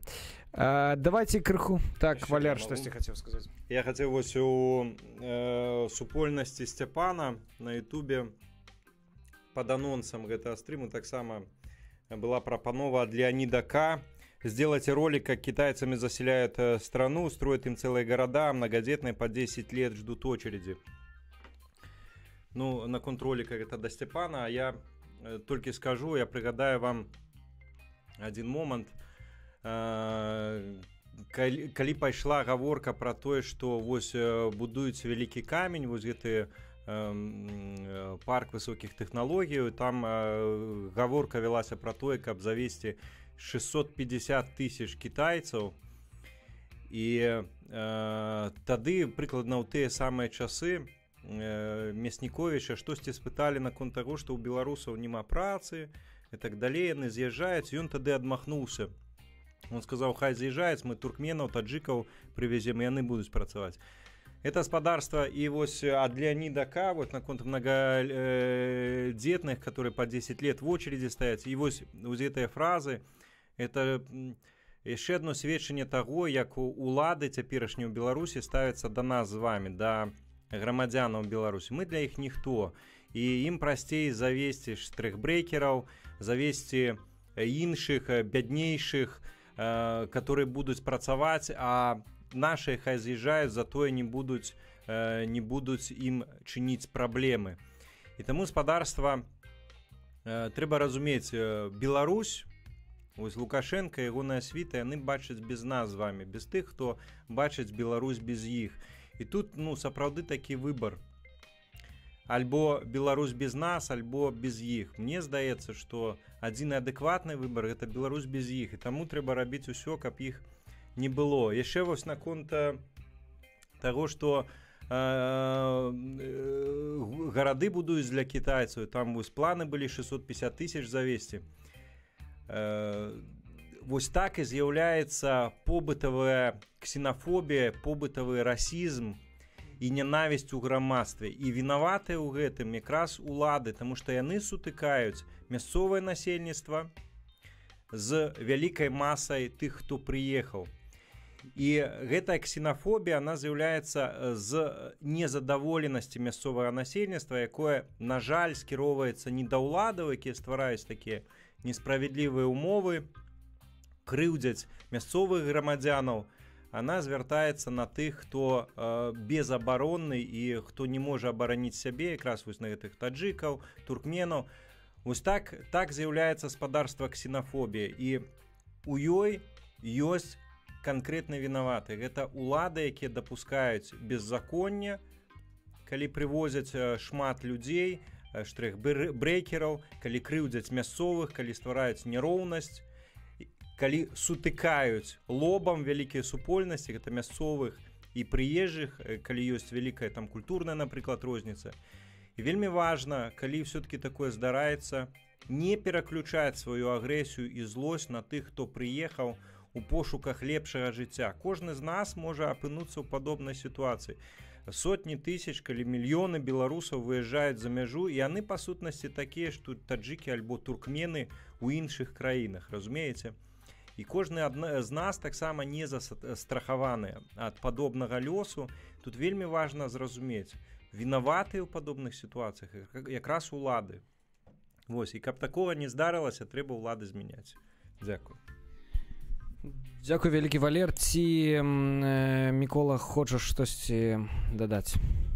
Не, дадаць няма чаго, магу толькі сказаць, што падтрымую. Дзякуй вялікі. А у нас давайте крыху дадамо пазітыву у сённяшні стрым, бо ён такі ўжо становіцца даволі сумны пад канец. Я прапаную паглядзець, што выскоквае, калі ўбіць у Google анекдоты пра беларусаў і Беларусь. Рубрика «Анекдот». Итак, калі вы у Google воб'еце анекдоты пра беларусаў і Беларусь, то першым жа анекдотам на першай жа старонцы будзе наступны. Ученые доказали, что картошка в земле не просто растет, а еще и немножечко ползет в сторону Беларуси. Ну, бачите, стереотипные анекдоты довольно про бульбу. Что скажете, Валер, эксперт? Про беларусаў кажуць, што мы там першы ў свеце, таму і вось гэты ёсць шаблон, хаця насамрэч я калісьці сустракаў статыстыку, мы на 20 нейкім месцы па спажыванні бульбы. А самае смешнае гаспадарства, калі мы заходзім з вами ў крамы у Беларусі і бачым там бульбу, напрыклад, з Егіпту. Беларускай бульбы не знайсці, а вось ёсць прывазная, то ну, якія з нас вось бульбашы шаблонныя, як нас называюць, ну, далёка мы не на першым месцы насамрэч, таму ну. Так. Я толькі адно магу сказаць, анекдот стопудова прыдумалі рускія. Чаму ты так думаеш? Ну, таму што такой стэрэатып, хто яшчэ такое можа выдумаць? А вось хто можа выдумаць анекдот пра дармаедства, толькі беларус. В Беларуси есть статья за тунеядство. Понимаете, почему в Беларуси нет топовых блогеров? Ну, я вот тут поспрачаюсь, потому что есть у нас приятные Эльдары, есть Влад А4 Бумага, там миллионные прогляды, как бы топовый блогинг и, в принципе, и тунеядство. Ну, то бок анекдот сам по себе разваливается. А я не просёт, а в чым прикол? Ну, нібыта блогеры, ты люди, які дармаеды і нічога не робяць. Вось, я кажу, што робяць і вельмі шмат робяць. Як не робяць? У адрозненне ад нас. Господарство, а живем мы за что? Вы думаете, мы живем за блогинг? Я уключил себе монетизацию, чисто каб спраўдзіць. Я зарабіў за, колькі там, 2 месяцы, я зарабіў $1.82 американские центы. Ну вы что, мы працуем усе. Ну и апошні анекдот. Сидят два белоруса на лавочке, пьют пиво. Один другому говорит: слушай, а ведь у нас такая ситуация в стране, что поднеси спичку и все взорвется. Второй уныло отвечает: спичка в жопе не горит. Вось такие анекдоты. Ну, на жаль, з адценнем праўды, суму. Тут просят передать балконному блогеру привет, ему будет очень приятно. А кто такие балконные блогеры? Я не ведаю. Ну, у нас была ідэя на гаубцы зрабіць як бы стрым, але ён занадта малы, то бок не атрымаецца. Нават полоска донатаў не ўлезе, калі вось гэта паказваць.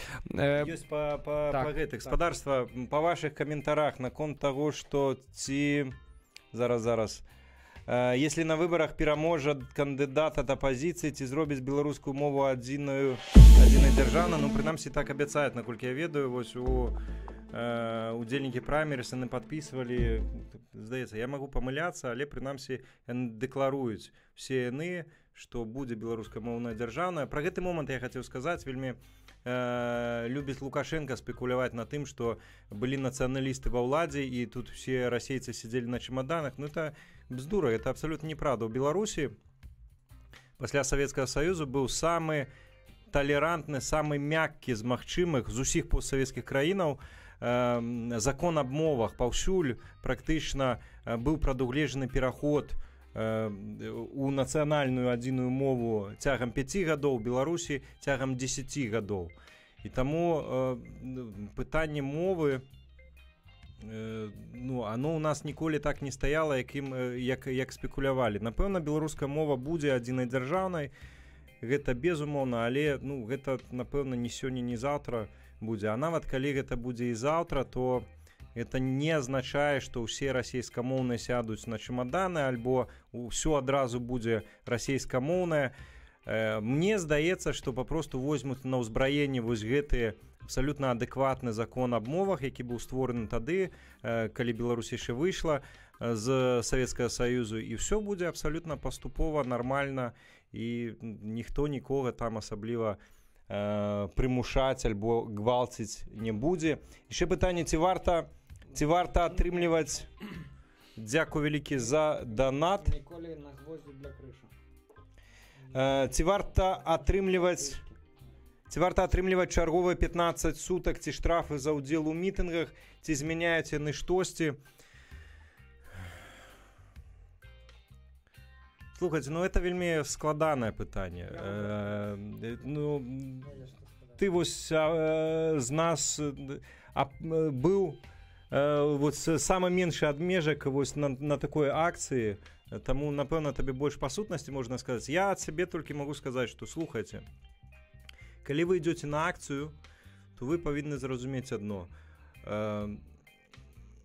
Гэта ваш уласны выбар.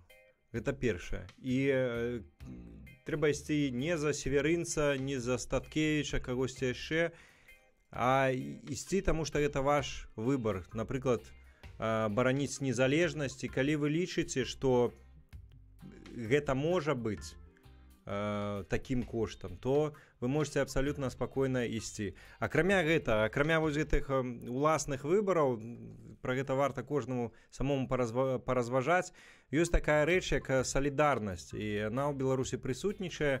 Ёсць шэраг праваабарончых арганізацыяў, таксама абвяшчаюцца зборы сродкаў на выплату штрафаў у інтэрнэце, і многім людзям дапамагаюць насамрэч выплаціць штрафы, і тут не ўсё так страшна. Ось, таму і такая магчымасць ёсць, але перш за ўсё трэба ўсведамляць, што гэта ваш уласны выбар, і тады вы будзеце самым каштоўным удзельнікам падобнай акцыі. Ну, і наконт таго, што насамрэч аштрафавалі, там ідзе. Хочу сказать, ну, па-перше, да, долучыцца до такого, што трэба ўсведамляць гэта як свядомы выбар, і трэба, пытанне было, ці змяняюць яны штосьці. Я вам скажу так, большасць мітынгаў глобальна у плане сітуацыі ў краіне, канешне, нічога не змяняюць. І калі вы ідзеце на мітынг, не трэба ісці і чакаць, што вось зараз мы адмітынгуем і праблема вырашыцца, альбо зараз адмітынгуем і рэжым падзе. Гэтага не будзе. І большасць мітынгаў, яны якраз такі вашу ці грамадскую праблему не вырашаць. Аднак хадзіць па магчымасці, калі у вас ёсць дастаткова рэсурса, сіл, смеласці, хадзіць трэба. Чаму? Па двух прычынах. Першае, вы умацоўваеце самога сябе ці самую сябе. То бок гэта вы там самым пракачваеце сваю асабістую смеласць. Таму што калі вы не ідзеце туды, таму што вы баіцеся, што вас пасадзяць, дадуць штраф, ну, віншую, значыць, з сённяшняга дня Лукашенко кіруе вашымі паводзінамі. Сілавыя структуры кіруюць вашымі паводзінамі. А яны вызначаюць тое, куды вы ходзіце, а куды не ходзіце. Калі вам гэта ок, ну тады не хадзіце нікуды. Калі вам гэта не ок, канешне, трэба свой страх перамагаць і хадзіць і рабіць кудысьці. Гэта, я лічу, гэта важны вельмі момант. Другое, ходзячы кудысьці, вы падаеце, што самае галоўнае, як па мне, ну, не самае, адно з самых галоўных, прыклад іншым людзям. То бок вы паказваеце, як трэба рабіць. Можна вельмі доўга прапагандаваць, хадзіць, расказваць, як трэба змагацца з рэжымам, але ўсё гэта пустое, калі ты сам гэтага не робіш. Таму, сумуючы, дзеля падачы прыкладу актыўнасці і небаязлівасці іншым людзям хадзіць трэба. І дзеля таго, каб пракачаць сваю уласную смеласць, навучыцца не баяцца рэпрэсій, не баяцца штрафаў і сутак, таксама хадзіць трэба. Але пры ўсім пры гэтым памятайце, што гэта мусіць быць ваш асабісты выбар, і, як правіла, ваш выхад на плошчу нічога глобальна і часам нават лакальна не зменіць. Такая рэчаіснасць. Таму хадзіце для сябе. Не ўскладайце занадта шмат надзеяў на вось гэты вось выхад. Такая моя пазіцыя. Дзякуй, Мікола. Ну, у нас не так шмат часу уже застаецца. 19:45 па польскім, а 21:45 мы павінны скончыць. Давайте спачатку загадку, а потым пытанне. Рубрика называецца «Штосьці». Вось так яна выглядае, «Штосьці». І мы вам паказваем штосьці. Вось гэтае штосьці. Вы ў каментарах здагадваецеся, што гэта можа быць, што гэта не можа быць, а пакуль Валер у гэты час важнае пытанне задаць. Пытанне ад Михала Янчука. Хлопцы, а партыю блогераў будзеце рабіць, калі чарговы калектыўны стрым? Тут два пытанні насамрэч. Першае, асабіста я не буду. Мікола кажа, што ён займаецца палітыкай. Я вам скажу, як толькі ў Беларусі ўсё будзе добра, я з вялікай радасцю далучуся да тых, хто абсалютна не цікавіцца палітычным жыццём у краіне. Буду пісаць кніжкі, падарожнічаць, і вы мяне ў палітычным полі не пабачыце. Магчыма, это не найлепшы прыклад, але абсалютна шчыры. Я палітыкай не буду займацца дакладна, але у маім разуменні палітыкі, бо мне здаецца, акрамя палітыкі ёсць вельмі шмат рэчаў, якія таксама могуць змяняць сітуацыю ў Беларусі. І заўсёды я, калі тлумачу падобную пазіцыю сваю, я прыводжу прыклад Уладзіміра Караткевіча. Гэта быў геніяльны чалавек, творы якога перажылі ягоныя пакаленні, і яны натхняюць цэлыя пакаленні, адное за адным адкрываюць і робяць беларусаў беларусамі, і гэта папросту штосьці неверагоднае. Для мяне асабіста гэта вось такія арыенціры. Это адна з маіх мараў. Напісаць штосьці вартае, кнігу напісаць, якая бы натхняла таксама кагосьці на той, каб быць добрым чалавекам, каб любіць Беларусь таксама. Таму, калі сітуацыя зменіцца, вось я пачну пісаць кніжкі, а напэўна Мікола будзе ствараць партыю і ачольваць яе. А мне што рабіць? А ты будзеш весці стрымы, потому что там другое пытанне было, калі калектыўны стрым, вось ты будзеш весці стрымы. Дзякуй. А ты про нашу партыю будзеш відосы здымаць, і они будуць збіраць 3 мільёны праглядаў. Я што хочу сказаць, што партыя па змоўчанні гэта інстытут змагання за ўладу. То бок у партыю вступаюць ці іх робяць з мэтай захапіць дзяржаўную ўладу. То бок пачаць кіраваць іншымі людзьмі. А наколькі я ведаю, наколькі я магу судзіць, пераважная большасць блогераў не ставяць сваёй мэтай ачоліць дзяржаву і пачаць кіраваць іншымі людзьмі. Але ж калі ўспрымаць зноў жа гэта як удзел у палітыцы, то мы без партыі нармальна арганізуемся. Вось мы там разам сабраліся, пастрыміліся, я там супрацоўнічаю з рудабельскай паказухай, хтосьці яшчэ з кімсьці. Карацей, навошта нам для гэтага іерархічная нейкая структура. Зараз перадаю слово Степану. Спадарства, ну што, рубрика «Штосьці» працягваецца. Давайте зірнем, ці былі правільныя варыянты, ці якія ўвогуле варыянты былі. Смоўж, коронавірус. Чакайце, дзе ж гэта ўсё? Смоўж, коронавірус. Амаль коронавірус. Рука Лукі, пан Ілья. Пан Ілья перамагае, гэта сапраўды была рука Лукі. Вось, есть рука Кремля, есть рука рукі. Вось. Сапраўды жестачайшая такая лапа, але, на жаль, нічога для Беларусі добрага. Ён дранікі гэтай рукой. Так, усе бачылі гэтае відэа, што як правільна смажыць дранік. Вельмі мала часу застаецца. Мы працягваем гуляць у нашу гульню незалежныя. Давайте нават дзве навіны адразу зараз зачытаем, хто, дзе, што, калі. Кацярына Клімова у спакуслівым вобразе параўнала сябе з культавай гераіняй. Нюша і Лапырёва паспрачаліся аб даўжыні ног. Хто гэтыя людзі? Хто ўсе гэтыя людзі? Як думаеце, з якога выдання гэтыя навіны? Хіба што Белта ўсё-такі. Калі там найперш расейскамоўных пхаюць, у нашы нівы ўсё-такі больш з'яўляецца беларускіх дзеячаў культуры. Калі гэта дзеячы культуры, то гэта белта. А чаму вось гэта цікава, ну як бы паспрачаліся аб даўжыні ног, чаму нейкія спрэчкі вось больш цікавыя там? Я думаю, хто чым зарабляе, магчыма, я не ведаю. Я не ведаю, хто гэтыя людзі.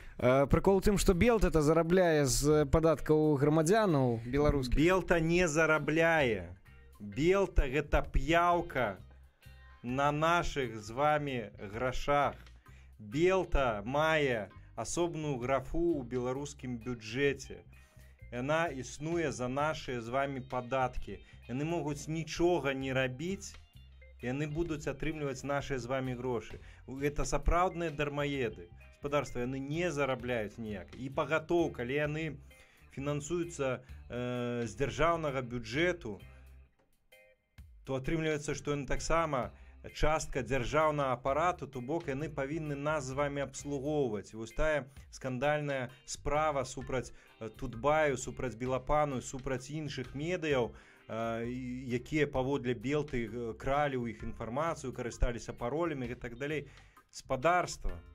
Гэта ўсё за нашы з вами падаткі. Таму Белта не мела ніякай рацыі, не мела права маральнага ніякага выстаўляць нейкія прэтэнзіі. Нічога она не зарабляе. Вось сядзяць пра нейкіх як Лапырёва, пра Лапырёвых і доўгія ногі за нашыя з вами грошы, вот яны публікуюць. Ну не ўсё так блага, калі параўнаць, напрыклад, з незалежнымі выданнямі, таму што вось навіна з рускай версіі мультфільма Pixar наперад выразалі згадванне цыклопа лесбіянкі.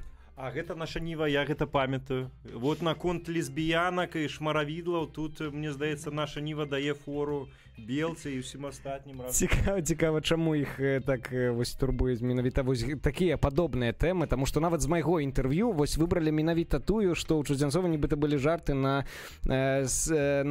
вось гэтую якую там тэму сексуальную, ну штосьці такое. У каго што баліт, мне здаецца. Ну, я думаю, гэта навіна не Белта, я так метадам выключэння, таму што Белта увогуле баіцца прыгадваць пра лесбіянак, там геяў...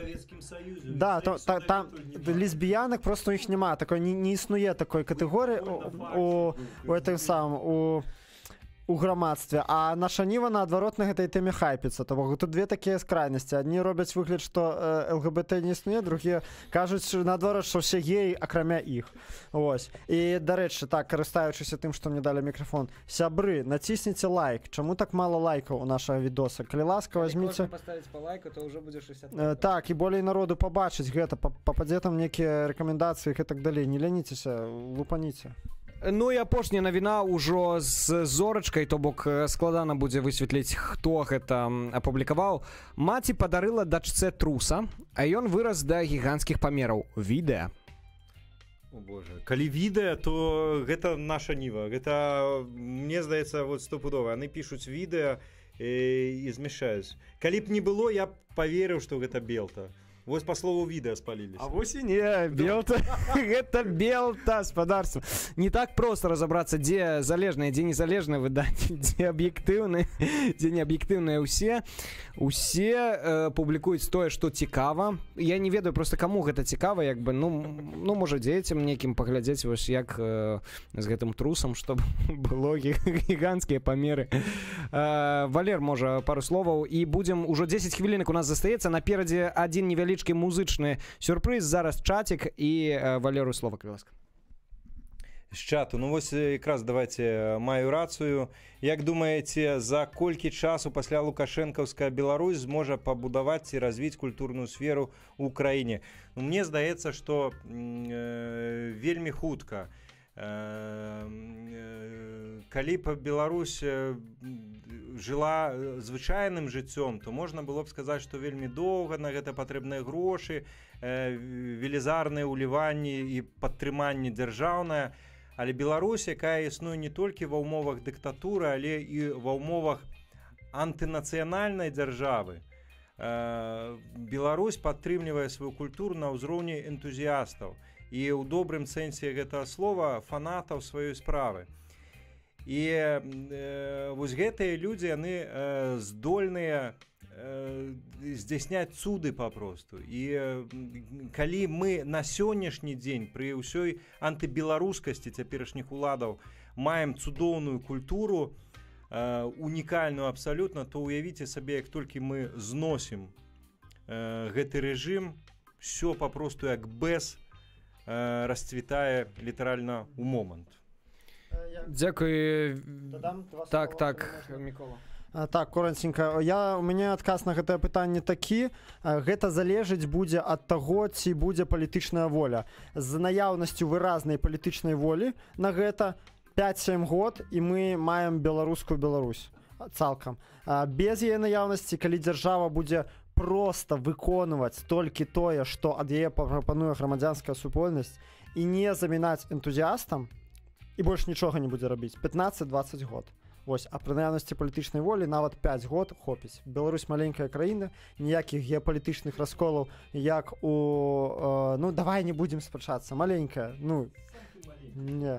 Карацей, калі у нас няма такіх геапалітычных расколаў, як у Украіны і у іншых краінах, і таму гэта можна будзе правярнуць вельмі хутка. Ну і да таго ж беларусы ўсё ж такі даволі такі дысцыплінаваныя. Многім гэта наш 10 плюс і 10 мінус, да, многім дастаткова будзе проста загадаць, і яны будуць гэта рабіць. Вось такія мае ацэнкі.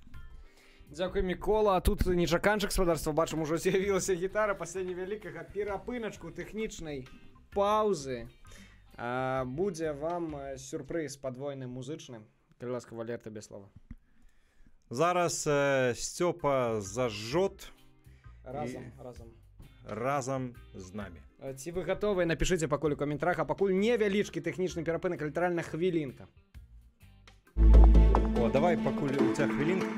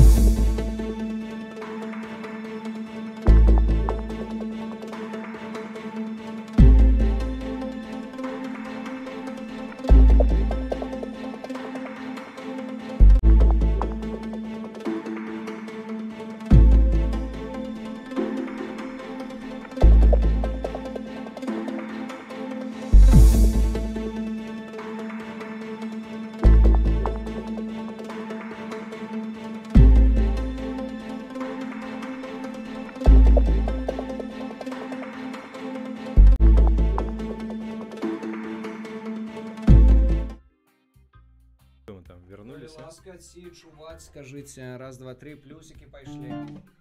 Ну, спадарства, невялічкі музычны сюрпрайз. Вось тут крыніца.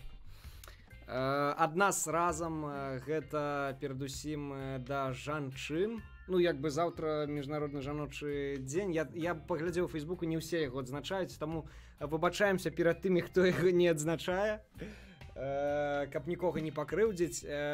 Песня называецца, шмат хто, я думаю, з вас яе ведае. Песня «Мама дарагая» гурта Крамбамбуля пра цяжкія адносіны і праблему выбару. Вы гатовыя? Тады пачынаем. Мне абрыдла весяліцца, мне абрыдла піць, курыць, і таму рашыў жаніцца, бо хачу сям'ю стварыць. Мама дарагая, справа маладая, ды ніхто не можа ведаць, што яго чакае. Мама дарагая, справа маладая, ды ніхто не можа ведаць, што яго чакае. Вось дзяўчына стала чына правіць мые, як машына, і гатуе смачны торт, праўда, з твару чысты чорт. Мама дарагая, справа маладая, толькі мне не даспадобы дзяўчына такая. Мама дарагая, справа маладая, толькі мне не даспадобы дзяўчына такая. Вось дзяўчына з рага адчува прыгажосці цераз край. Толькі скажа пару словаў, хоць ты вушы заціскай. Мама дорогая, справа молодая, ты ніхто не готовы, дзяўчына такая.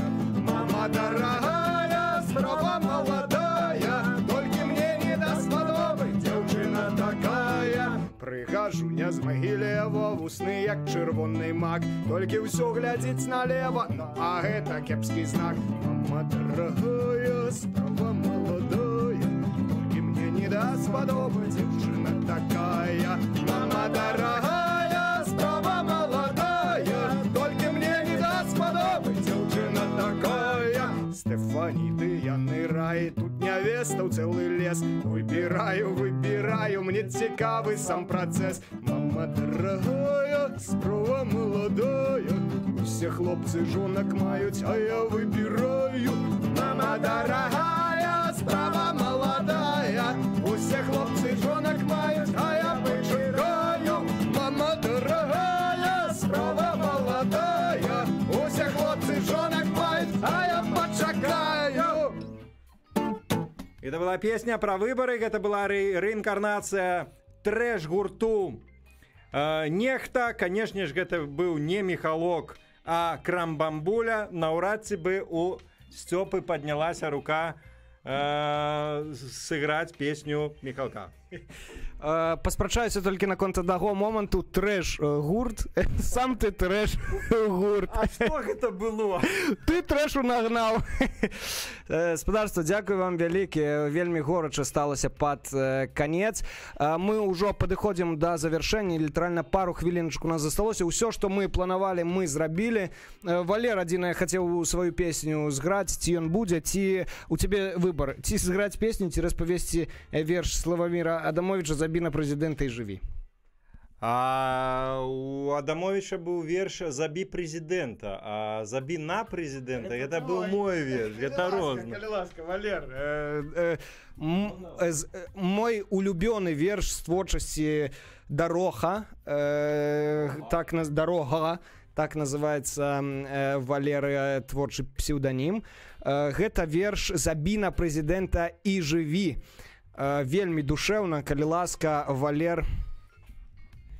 Давно не читал этот верш, тому я тут подглядывать буду, в какую камеру, в эту.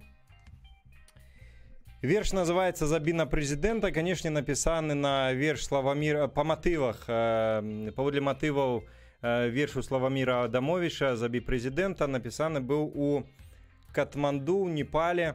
Два слова перед историей, вертались тады з джунгляў, і ехалі ў аўтобусе, і ўся краіна абсалютна стаяла. Рэч у тым, што мааісты, якія там дагэтуль з'яўляюцца сур'ёзнай палітычнай сілай, узброенай палітычнай сілай, яны абвесцілі нацыянальны страйк, і абсалютна ўвесь Непал на момант стаў. І, в прынцыпе, гэта цікавы прыклад вось наконт таго, што вось Лука, ён такі вось магутны і так далей. Это всего только один человек. Дастаткова всім нам яго не паслухацца і хто кім ён будзе. Дык вось, заби на президента. Заби на президента і жыві. Нібы яго і не было ніколі. Нібы не з плоці ён і не з крыві. А так, трызнення кадэбільных тролляў. Заби на президента молотком і кулаком, і галавой, і нават сэрцам. Хай будзе ён адно жахлівым сном, якому у жыцці тваім не месца. Заби на президента ўжо цяпер, на падлу, не марнуй ані хвіліны. Хай здохне ў забыцці пляшывы звер, вусаты чорт, фашысцкая скаціна. Заби на президента назаўжды, не саступай, а ніякой нагодзе. Хай знікнуць все ягоныя сляды. Забіў? Ну што ж, вітаю на свабодзе. Выдатны верш. Выдатны верш. Дзякуй вялікі, Валер. Вельмі падабаецца мне гэты верш. Ну што, давайте з кожнага па завяршальным слове. Калі штосьці важнае з чату, то працытуйма. І будзем закругляцца, завяршацца. Ўжо наш стрым ідзе гадзіну 43 хвіліны. Вось так незаўважна прайшоў час. Калі ласка, ад Радзікса пачнем. Так, ну чаціку усе у захапленні ад нашага ад нашых спеваў. Хтосьці пакрыўдзіўся на дзяўчыну з Рагачова. Мусіць, дзяўчына з Рагачова. Ну ладно. Што хацеў сказаць? Сябры, хутка выбары. Зараз пачнецца накручвацца гэта ўся тэматыка традыцыйная. Хтосьці будзе зваць бездумна на плошчу чарговы раз, хтосьці будзе клікаць прагаласаваць за яго. 20 год уже ходзім по гэтым сцежкам. Давайте задумаемся ўрэшце, як нам атрымаць досвед з памылак мінуўшчыны і выйдзем урэшце з гэтай парадыгмы бясконцых, безглуздых, неасэнсаваных хаджэнняў на спробы прабіць ілбом гэтую сцяну. Гэта да таго, што трэба не да таго, што не трэба кудысьці выходзіць, а да таго, што трэба думаць перад тым, як кагосьці да чагосьці заклікаць, да чагосьці маштабнага і казаць, што гэта наш апошні шанец. Я хочу сказаць, што давайте ўжо пачнем працаваць урэшце ў доўгую, зразумець, што Лукашенко можа сысці праз паўгады, а можа і праз 10 год. А што будзе пасля Лукашэнкі, што будзе нехта найлепшы, гэта яшчэ далёка не факт. І давайте зразумеем, што нам трэба пераглядзець тое, як мы гэты асноўны дыскурс, які мы чуем увесь час ад апазіцыі, пачаць думаць самастойна, не верыць маніпулятарам, гуртавацца, яшчэ раз гуртавацца, самаадукоўвацца, як правільна сказаў Дарога. І верце, у нас усё атрымаецца. Нічога не бойцеся, працуйце, знаёмцеся са сваімі з людзьмі, якія з вашымі аднадумцамі, гуртуйцеся, болей думайце, рабіце штосьці разам. Не пераймайцеся, у нас усё абавязкова атрымаецца, верце ў сябе і вастрыце косы. Дзякуй вялікі, Мікола, дзядок, Радзікс, канал. Подписывайтеся на яго. Я не умею казаць так доўга і прыгожа, у мяне пачынаюцца і іншыя вось гэтыя рэчы. Таму я скажу коротка, гаспадарства, дзякуй вам вялікі за тое, што вы ўсе разам, мы ўсе разам, вы нас глядзіце, вы нас падтрымліваеце донатамі, лайкамі, подпіскамі. Мы дзеля вас будзем працягваць працаваць, і бо мы бачым, што гэта важна, што гэта карысна для Беларусі у інфармацыйнай прасторы, дзе па сутнасці пераважае хлусня, і прычым гэта не толькі калі казаць пра дзяржаўныя меды. Мы будзем працягваць рабіць сваю справу. Подписывайтеся на наши каналы. Давайте далей збірацца разам, гуртавацца вакол нейкіх ідэяў. І тут Ванёк нам закінуў 300 рублёў. Дзякуй вялікі. Ну і на гэтым ад мяне ўсё. Валер вельмі прыгожа скончыць сённяшні стрым. Блин, каб скончыць прыгожа, дастаткова прачытаць аднаго каментара пра тое, што я, здаецца, закахалася ў Сцяпана. Вельмі прыгожае завяршэнне, але хацелася б яшчэ дадаць пару словаў. Гаспадарства, дзякуй вялікі за тое, што вы былі разам з намі. Насамрэч, гэта асноўная матывацыя нашага блогерства, гэта зваротная сувязь, гэта ваша неабыякавасць. Гэта вельмі важна, гэта натхняе як нішто іншае, бо гэта рэалізацыя нашых мэтаў, мараў, гэта набліжэнне Беларусі, пра якую мы марым, якраз вось ад мараў да рэчаіснасці. Дзякуй вялікі вам за гэта. Заставайцеся з намі, падпісвайцеся на нас, таксама не толькі на нас, на іншых беларускіх блогераў. Іх вельмі шмат, як бы гэта дзіўна не было. Іх папросту малая колькасць падпісчыкаў у іх. Нездарма у Сцёпы у анонсе гэтага стрыму хтосьці там язвіў наконт там самага папулярнага беларускамоўнага блогера. Гаспадарства, так, самы папулярны беларускамоўны блогер. І іншая справа, што такая наша рэчаіснасць, што каб стаць самым папулярным, не так шмат і трэба, і толькі з вашай дапамогай можна неяк развівацца. Калі былі вяртацца да каментароў пра тое, што прыедзьце ў Беларусь і зрабіце тут. Давайте адвучвацца ад гэтай абсалютна саўковай звычкі спадзявацца на нейкае добрае дзядзю, які прыйдзе і ўсё зробіць за нас. Давайте рабіць самі тое, што нам трэба. І я думаю, што шмат у чым мы з вами адзінадумцы, і калі кожны пачне штосьці рабіць, то гэта будзе на карысць усім, не толькі кожнаму з нас асабіста, і гэтак мы і збудуем урэшце нашу Беларусь. На гэтым усё. На ўсе каментары не здолелі мы адказаць. Можа пазней ужо, калі чат з'явіцца ў запісы, там магчыма дадамо нейкія каментары. Калі з'явіцца наступны чат, невядома, Мікола дзеля гэта, да прыкладу, увогуле з іншага гораду кожны раз прыязджае. І гэта выключна пытанне арганізацыйнае. Ва ўсім астатнім нам прыемна сабрацца і паразмаўляць і пакантактаваць з вами. Так што я спадзяюся, гэта будзе неўзабаве. На гэтым всё. Яшчэ раз дзякуй. Канешне ж, жыве вольная, незалежная Беларусь нашых з вами мараў. Дзякуй. Дзякуй вялікі. Все, гаспадарства, да пабачэння. Трымаемся разам і узаемна падпісваемся на канал.